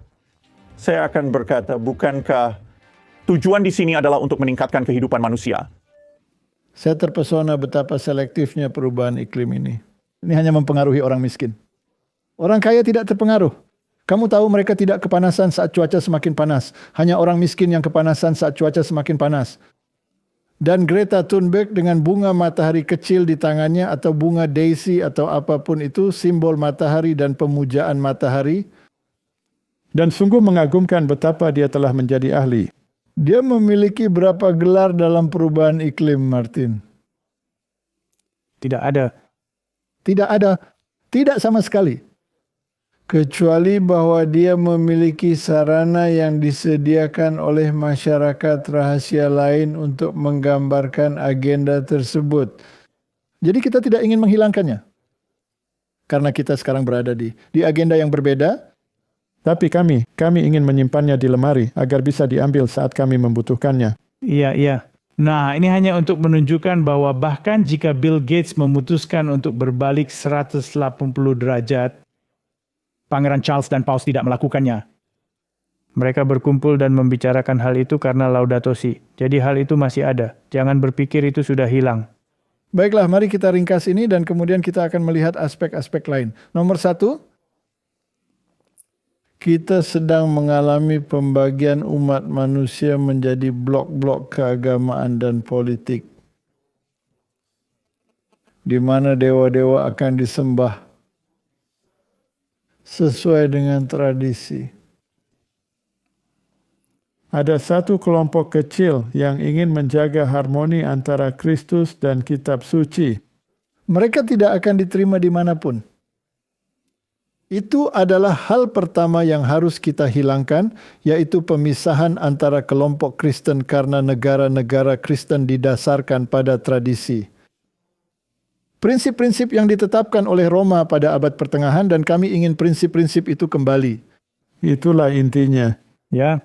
Kita akan menunda perubahan iklim untuk saat kita membutuhkannya dan kita akan melakukan ini dan itu serta yang lain saat diperlukan. Dan kita akan memainkan dialektika Hegelian agar orang-orang dapat diarahkan ke arah tertentu. Namun, kita membutuhkan kekuatan supernatural untuk datang dan membantu kita dalam situasi kacau ini. Jadi mari kita lihat eksternalisasi hierarki yang ditulis oleh Alice A. Bailey yang merupakan penerus Blavatsky. Benar? Dan awalnya diterbitkan oleh Lucis Strauss yang sebenarnya merupakan penurunan dari nama sebelumnya Lucifer Publishing House. Tapi itu terlalu mencolok, jadi mereka menggantinya menjadi Lucis Strauss, yang pada dasarnya berarti hal yang sama sekarang. Sebagai pengingat apa yang dia katakan, dia berkata, dan ini terjadi pada masa setelah tahun 1800-an. Oleh karena itu, gerakan besar dan baru sedang berlangsung dan interaksi yang luar biasa meningkat sedang terjadi. Ini akan berlanjut hingga tahun 2025. Ingatlah, wanita ini adalah saluran untuk Lucifer, iblis. Selama tahun-tahun antara sekarang dan saat itu, perubahan besar akan terlihat terjadi. Dan pada sidang umum besar hierarki, itulah kekuatan-kekuatan setan. Yang diadakan seperti biasa setiap abad pada tahun 2025. Tanggalnya kemungkinan besar akan ditetapkan untuk tahap pertama eksternalisasi hierarki. Sekarang, hal itu bisa berarti banyak hal. Itu bisa berarti. Dan ini juga menarik, ini masih tahap awal. Jadi ini belum selesai sepenuhnya. Ya, baiklah, tahap pertama pada dasarnya. Sekarang apa itu eksternalisasi hierarki? Artinya sesuatu yang sebelumnya tidak eksternal kini menjadi eksternal. Jadi hal ini dapat berarti bahwa kekuatan-kekuatan setan akan benar-benar secara fisik menampakkan diri mereka. Itulah salah satu aspeknya. Atau hal itu bisa berarti bahwa aktivitas di balik layar mereka akan menjadi jelas. Ya, rencana mereka. Rencana mereka akan menjadi nyata. Jadi siklus saat ini hingga tanggal tersebut secara teknis disebut tahap forerunner. Jadi, apakah kita dapat mengasumsikan bahwa jika agenda okultisme berjalan sesuai jadwal, kita tidak lagi berada pada tahap forerunner, tetapi pada tahap implementasi? Ya, itu pasti. Kita berada di tahun di mana hal ini dikatakan terjadi dan ini adalah tahap pertama. Jadi jelas kita harus melihat beberapa gerakan. Benar. Sekarang, apakah kita bekerja berdasarkan kalender Gregorian dan sistem waktu kepausan, atau apakah kita bekerja berdasarkan sistem waktu Alkitab? Karena menarik bahwa buku Albert Pike diberi tanggal secara masonik dan diberi tanggal sesuai sistem penanggalan normal. Jadi jelas mereka menggunakan keduanya. Dan ini sangat menarik, bahwa Freemasons menggunakan jadwal waktu yang sama seperti yang tercantum dalam Alkitab. Ya, Alkitab King James. Ya. Dan teolog tidak menggunakan itu. Mereka lebih suka omong kosong yang keluar dari LXX. Ya. Jadi Martin, tahap awal ini bersifat persiapan, menggunakan metode pengujian, dan diperluas untuk menjadi pencerahan dalam teknik dan hasilnya. Anda dapat melihat bahwa Johans, para master, para inisiat, murid-murid dunia, murid-murid dan calon-calon yang berafiliasi dengan hierarki saat ini sedang melewati siklus aktivitas yang besar. Jadi siapa para guru ini? Mereka adalah para guru yang telah naik tingkat. Mereka adalah para pemandu setan. Kemudian ada para murid. Ya.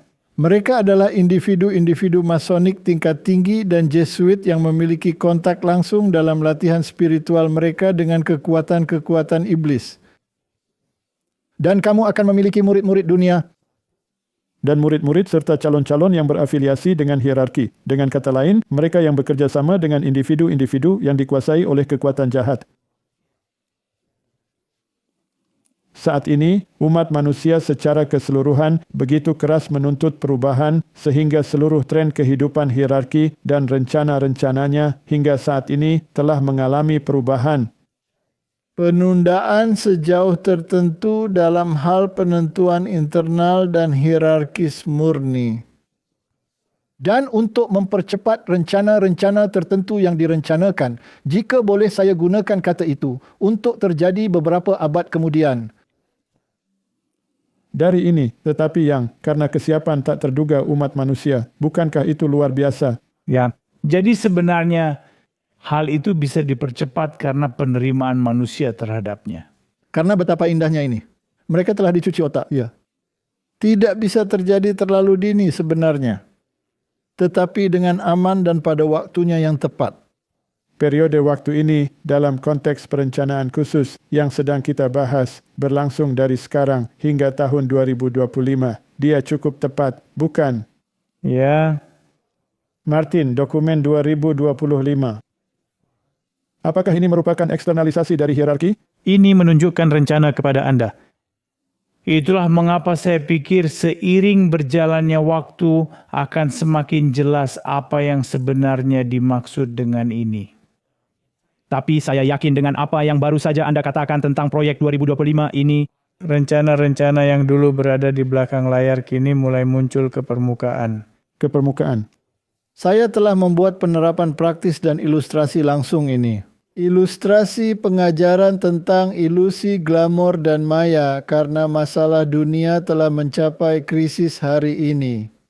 Dan karena penjelasannya akan menjadi tema utama dari semua kemajuan pendidikan, agama, dan ekonomi. Bukankah kita sudah memiliki semuanya di sana sekarang? Ya. Kita melihatnya dan kita sudah membahas semua ini. Terdengar seperti Wahyu, pasal 18. Ya.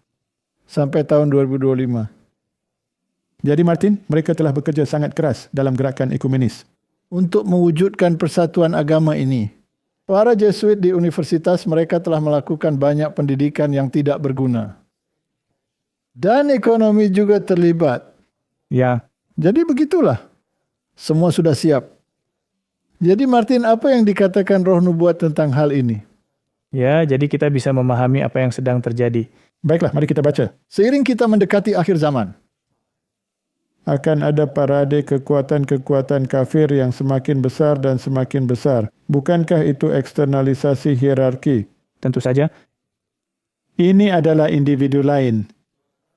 Seorang individu yang memiliki kemampuan nubuat menulis dalam Letters and Manuscripts, volume 18, tentang peristiwa-peristiwa yang baru saja diberitahukan kepada kami oleh seorang okultis. Ya, Dewa-dewa kafir.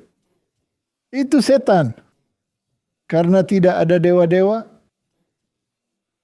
akan menampakkan kekuatan mereka dan akan memperlihatkan diri mereka di hadapan kota-kota dunia.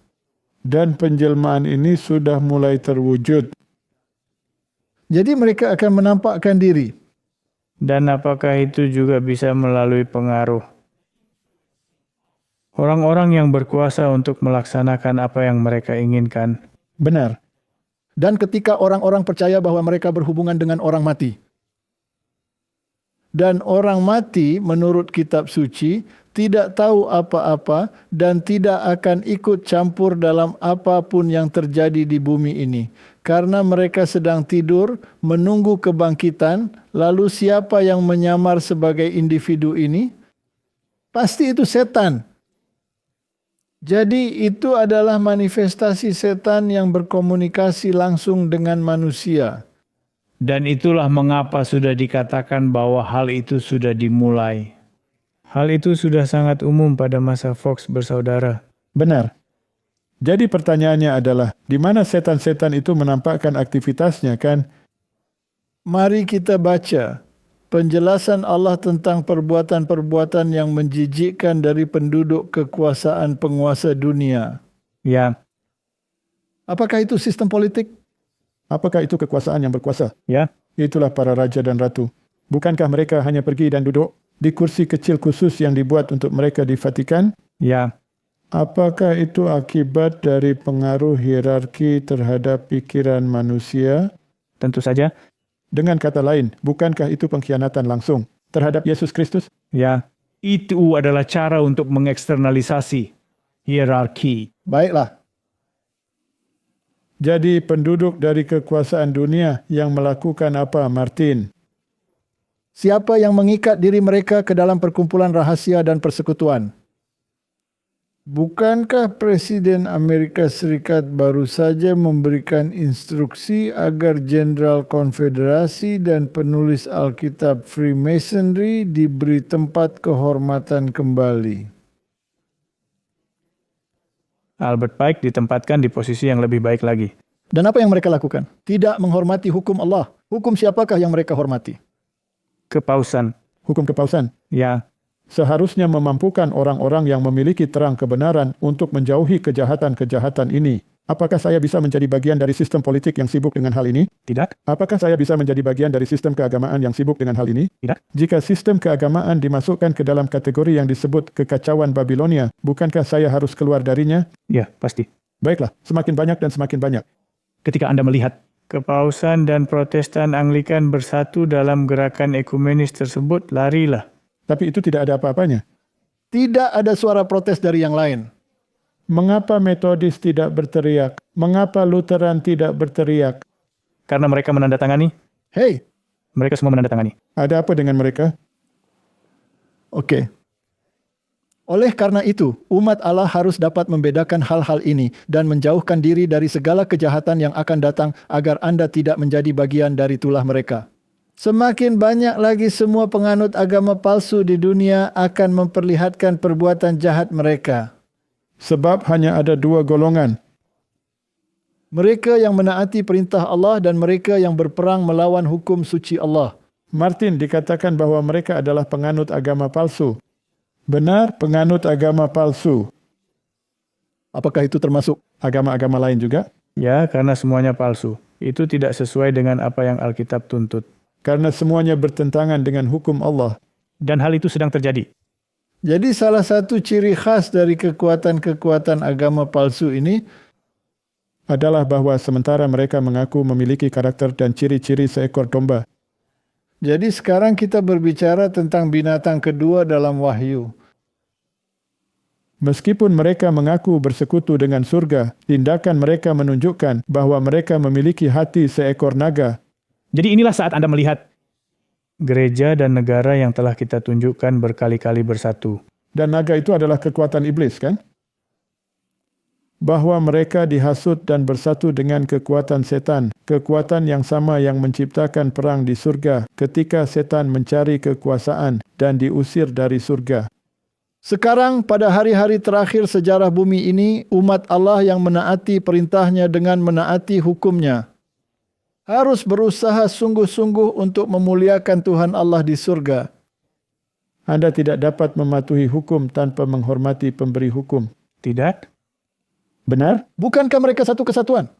Satu dan sama. Firman Allah sangat jelas. Menandai dengan pasti pengaruh-pengaruh yang bertentangan terhadap Sabat hari ke-7 yang merupakan tanda Allah, dan dengan itu kesetiaan umat diuji. Jadi apakah Yesus adalah Allah? Ya. Apakah Anda yakin? Tentu saja. Pada mulanya adalah firman, dan firman itu bersama-sama dengan Allah, dan firman itu adalah Allah. Segala sesuatu dijadikan olehnya, dan tanpa dia tidak ada sesuatu pun yang dijadikan. Benar? Dia adalah Tuhan pencipta. Dan dia mendirikan sebuah monumen di Eden yang disebut Sabat. Dan dia mengklaim dirinya sebagai Tuhan atas hari Sabat. Apakah dia akan mengabaikan hari Sabat? Tidak. Dia tidak akan menghilangkannya? Tidak. Mengapa? Karena aku adalah Tuhan. Aku tidak berubah. Oke, jadi Martin, selain itu semuanya hanyalah kemurtadan. Jadi Martin, ketika orang-orang menyampaikan pidato yang membara atas nama kekuatan politik dan agama, apakah mereka bertindak berdasarkan prinsip-prinsip surga atau berdasarkan prinsip-prinsip naga? Anda lihat, itulah mengapa kami menayangkan video ini beberapa waktu lalu.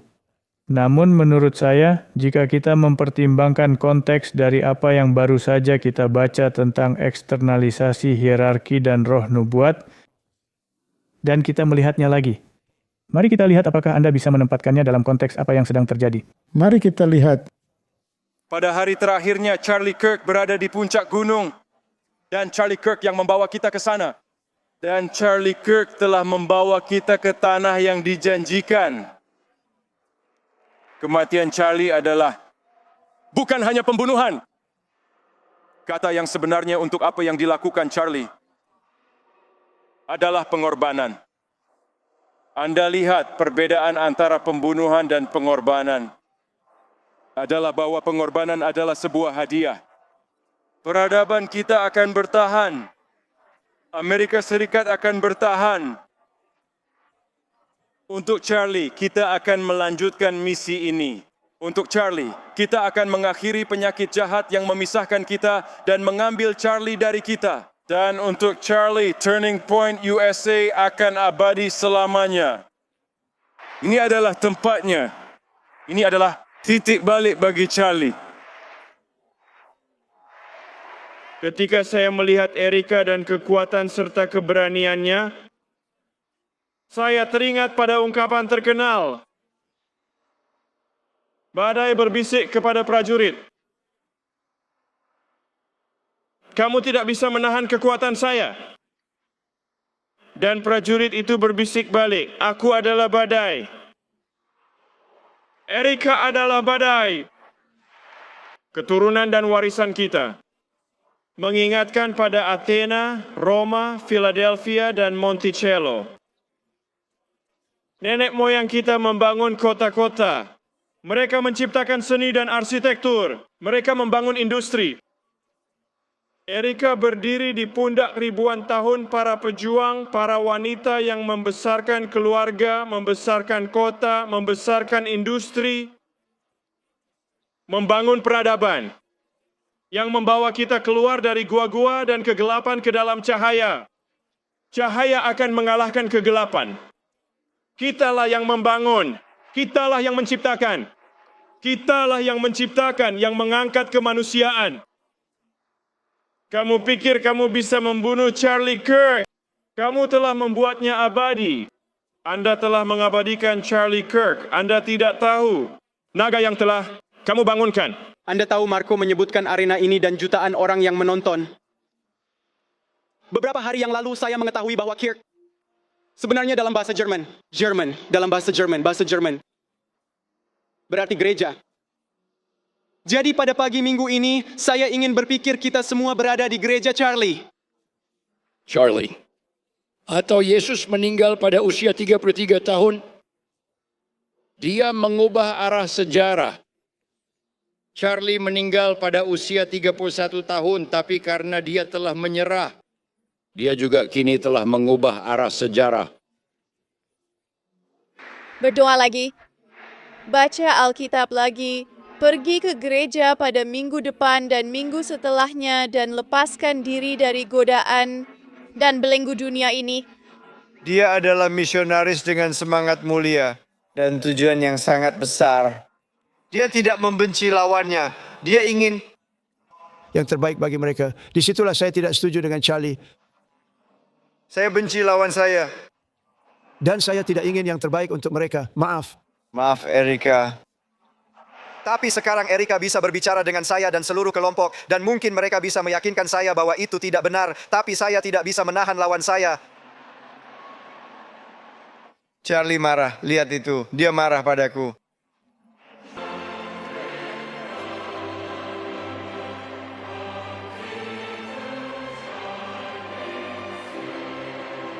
Baiklah, sekarang saya tahu bahwa kami telah menunjukkan hal itu sebelumnya. Hanya beberapa poin menarik. Dia mengatakan kita telah membebaskan seekor naga. Seorang pembicara mengatakan itu. Naga memberikan kepadanya kekuasaan, takhta, dan otoritas yang besar. Ada unsur spiritualisme di sini, karena Charlie sedang mengamati. Apakah itu agama naga? Tentu saja.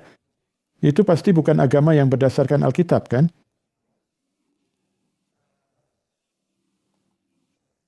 Hegseth membuat sedikit kesalahan di sana. Kirk adalah orang Norwegia, bukan Jerman, tapi itu detail kecil yang tidak penting. Menarik bahwa dia menyebut nama Kirk yang dalam bahasa Norwegia berarti gereja. Dan mereka membawanya kembali ke Roma dan Athena dan pada dasarnya patung Daniel secara keseluruhan. Tapi Martin, di mana Yesus? Tidak ada tempat. Masalahnya, seperti yang baru saja Anda katakan, ini adalah menunjukkan kekuatan. Dari sisi lain. Ya, dan mereka akan mengaturnya, dan itu akan bertahan selamanya. Dan di Knesset Yahudi, mereka mengatakan hal yang sama. Dia akan diingat selama ribuan tahun. Martin? Jika akhir dunia memang akan datang sekarang. Dan milenium sejati diperkenalkan oleh Kristus. Dan bukan di bumi, tetapi sebagai penghakiman di surga. Maka dia akan mendirikan kerajaannya. Dan setelah 1000 tahun itu, akan terjadi kebangkitan orang-orang yang tidak benar dan kehancuran orang-orang yang tidak benar, serta langit dan bumi yang baru akan diciptakan. Itulah model Alkitab, bukan begitu? Itu yang ada di Alkitab ya. Jadi model apa yang kita punya di sini? Bukankah ini model naga? Ini 100% model naga. Mengapa Trump terus-menerus mengatakan bahwa ini adalah masa keemasan Amerika? Baiklah sekarang, jika ini adalah model naga, apakah ini merupakan manifestasi hierarki? Bagi saya menempatkannya. Secara praktis, inilah yang kita lihat. Tapi apakah kita juga bisa memiliki manifestasi literal dari kekuatan setan? Ya, karena setan juga memiliki beberapa rencana. Tentu saja, dia memiliki beberapa rencana dan pada akhirnya dia akan menampakkan diri. Kita akan menunggu saat itu. Mari kita lihat apa lagi yang menarik di berita tentang manifestasi lain. Video baru yang dirilis, yang direkam oleh drone Reaper Amerika Serikat, menunjukkan bola bercahaya di lepas pantai Yaman. Tiba-tiba, di sisi kiri layar Anda melihat misil Hellfire melesat masuk, menyerang objek tak dikenal itu, lalu memantul kembali. Ketika kita memperlambat video, Anda dapat melihat misil Hellfire terus melaju di jalurnya. Lintasan yang semakin jelas dari sudut pandang yang diperbesar ini, yang tidak ditampilkan, adalah drone Reaper kedua yang meluncurkan misil. Anggota Kongres Eric Burleson membagikan video tersebut di Komite Pengawasan DPR tentang fenomena udara tak dikenal yang disebut militer sebagai UFO. Itu sebuah misil Hellfire menghantam UFO itu dan hanya memantul kembali. Dan terus berlanjut. Itu terus berlanjut. Dan sepertinya puing-puingnya ikut terbawa. Ya, apa sih itu? Hellfire melepaskan serangan. Sebuah serangan kinetik terhadap sesuatu yang padat. Biasanya tidak banyak yang tersisa. Apapun itu yang ditabraknya. Laporan pemerintah terbaru mengungkapkan bahwa pemerintah menerima lebih dari 750 laporan baru tentang fenomena udara tak dikenal, UAP, pada tahun fiskal 2024, membuat para pembuat kebijakan menyelidiki misteri dan masalah keamanan nasional yang ditimbulkan oleh objek-objek ini. Apakah video ini menakutkan kalian, ya atau tidak? Ya, Wiggins? Ya. Ya. saya juga. Ada banyak informasi yang tidak ada dalam video itu, seperti misi apa yang mereka jalani, dan seperti yang mereka katakan apa yang kita lihat di sini. Kita tahu bahwa militer Amerika Serikat melakukan serangan udara terhadap target Houthi pada saat itu. Pejabat Pentagon mengatakan kepada CBS News tidak ada komentar. Baiklah, jadi banyak pembicaraan tentang UFO. Kita sudah membahasnya di masa lalu. Kita tidak perlu mengulang pengalaman pribadi saya dengan UFO. Kemudian ada laporan tentang komet raksasa ini yang memiliki fenomena aneh dan mungkin saja itu adalah teknologi alien. Seorang astrofisikawan dari Harvard menilai demikian karena komet tersebut tidak berperilaku seperti komet biasa. Jadi ada fenomena aneh. Dan dia mengklaim bahwa komet tersebut mungkin merupakan artefak teknologi alien daripada benda alam karena beratnya lebih dari 33 miliar ton dan memiliki diameter setidaknya 3,1 mil. Jadi pada dasarnya ini bisa jadi kota alien yang sedang mendekat. Tetapi bagaimanapun juga, kita selalu mengklaim bahwa ini mungkin manifestasi setan. Benar. Joe Rogan mengadakan diskusi dengan fisikawan tersebut. Jadi mari kita lihat apa yang dia katakan. Hal-hal menjadi sangat liar. Ya, ada banyak informasi yang salah. Anda tahu beberapa orang mengatakan, saya menciptakan 3 eye atlas. Objek ini untuk mengalihkan perhatian dari berkas Epstein. Apakah itu yang orang katakan? Ya. Dan saya berkata, lihat, objek ini sebesar Pulau Manhattan. Ini berada pada jarak 4,5 kali jarak bumi ke matahari. Jika saya bisa menyampaikannya, Anda tahu saya akan lebih berkuasa daripada paus. Dan karena kita berbicara tentang objek raksasa yang dapat dilihat dari mana saja di bumi, kamu tahu, kamu bisa membeli teleskop secara online yang memungkinkanmu melihatnya dengan ukuran 0,5 meter. Itu ada di sana. Ini tidak bisa dipalsukan. Awalnya, banyak orang mengabaikan kekhawatiran Anda dan mereka mengatakan bahwa objek ini hanyalah komet dan itu sangat normal. Namun sering mendekatnya objek tersebut dan semakin banyaknya data yang kita peroleh, sepertinya Anda benar. Ini adalah objek yang sangat tidak biasa. Ada hal yang sangat penting untuk disadari di sini bahwa biasanya ketika kita menangani masalah ilmiah, mereka memiliki dampak yang sangat kecil terhadap masa depan umat manusia. Sebagian besar dari kita melanjutkan seolah-olah tidak terjadi apa-apa. Namun di sini jika kita pernah menemui teknologi alien, segalanya akan berubah. Ini akan mempengaruhi pasar keuangan. Ini akan mempengaruhi politik secara besar-besaran. Jadi intinya sederhana. Ini berbeda dari masalah ilmiah lainnya. Dan badan intelijen tahu dengan sangat baik bahwa peristiwa dengan probabilitas sangat kecil harus dipertimbangkan dengan serius karena dapat memiliki implikasi besar. Mereka memiliki satu kalimat di akhir dokumen yang mengatakan mungkin lintasan itu dirancang. Dan editor berkata, tidak, makalah ini tidak akan diterbitkan kecuali kamu menghapus kalimat itu. Wow. Wah, jadi sekarang ketika Anda mendengarkan para ahli komet yang mengatakan klaim ini atau klaim itu tidak pernah diterbitkan di jurnal yang direview oleh rekan sejawat, tebak apa? Mereka adalah editor atau reviewer yang menghalangi pembahasan tentang kemungkinan. Dan saya pikir itu tidak pantas, terutama dalam kasus teknologi alien, karena ini bisa menjadi peristiwa langka tak terduga, ini bisa menjadi sesuatu yang mempengaruhi masa depan umat manusia, dan jika kita bertindak. Anda tahu, secara konservatif, kita mungkin tidak akan bertahan lama. Nah, Martin, apakah itu alien atau tidak? Mari kita lihat apa yang baru saja dikatakan J.D. Vance pada tanggal 30 Oktober. Dan saya pikir itu lebih sesuai dengan pemikiran kita. Jadi mungkin mereka sedang kembali ke titik awal dan menyadari bahwa ada eksternalisasi hierarki.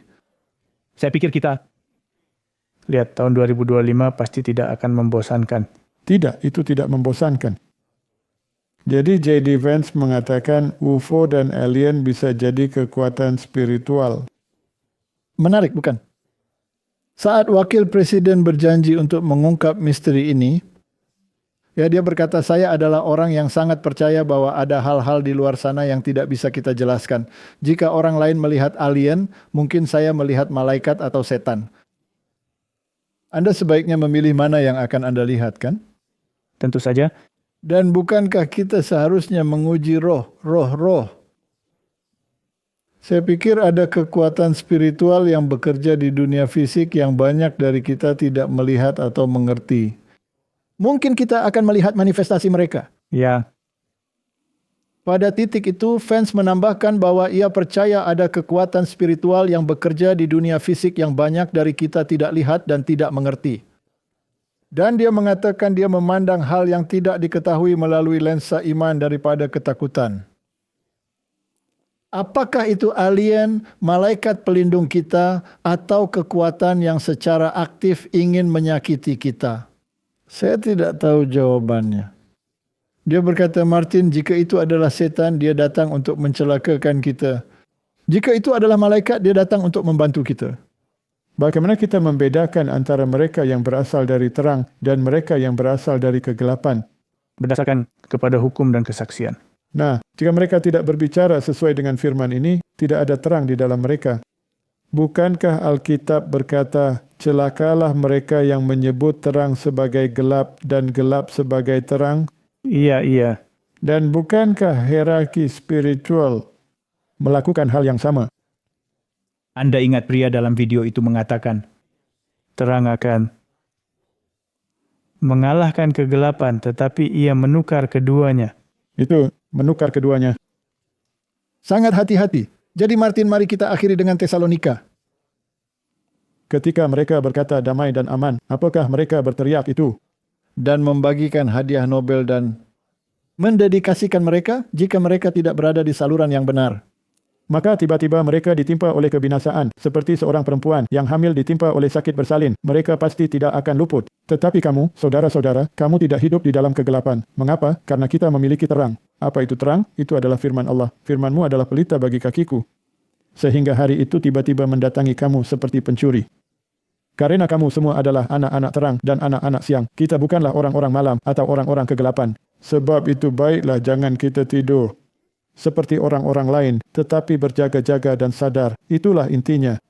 Inilah yang harus kita lakukan. Jadi kita masih harus membicarakan bagaimana Anda akan bertahan. Ini adalah prasyarat untuk bertahan. Baiklah. Jadi kita telah melihat kapal menabrak gunung es. Gunung es adalah kesalahan. Ya. Dan kita harus menabraknya. Ya. Lalu bagaimana kita akan bertahan? Itu masih akan datang. Jadi Martin, daripada satu pembahasan, sepertinya kita akan memiliki 3 pembahasan tentang masalah ini. Dan mari kita biarkan begitu saja dan katakan bahwa inilah keadaan dunia saat ini. Ini sesuai dengan apa yang dikatakan kitab suci akan terjadi pada bumi ini. Dan kita melihat kekuatan-kekuatan yang berkuasa menyesuaikan diri persis seperti yang Alkitab katakan akan terjadi. Jadi saya percaya kita berada di hari-hari terakhir. Mari kita berdoa. Mari kita berdoa. Bapa di surga, kita memang berada dalam zaman yang penuh kesulitan dan menarik. Dan sekarang pertanyaannya harus akan ditentukan. Di bawah panji siapa kami ingin berdiri? Apakah kami ingin berdiri di bawah panji berdarah Pangeran Emmanuel? Atau di bawah bendera musuh? Yang mendasarkan seluruh agama berdasarkan tradisi. Tradisi manusia. Mereka menyembah aku dengan sia-sia, mengajarkan perintah-perintah manusia sebagai ajaran. Bantu kami membuat keputusan yang benar dalam nama Yesus. Amin. Amin. Diproduksi oleh Clash of Minds. Menampilkan pembicara Walter Faith dan Martin Smith. Ucapan terima kasih yang tulus untuk dorongan semangat, doa-doa, dan sumbangan finansial melimpah. Untuk detail kontak,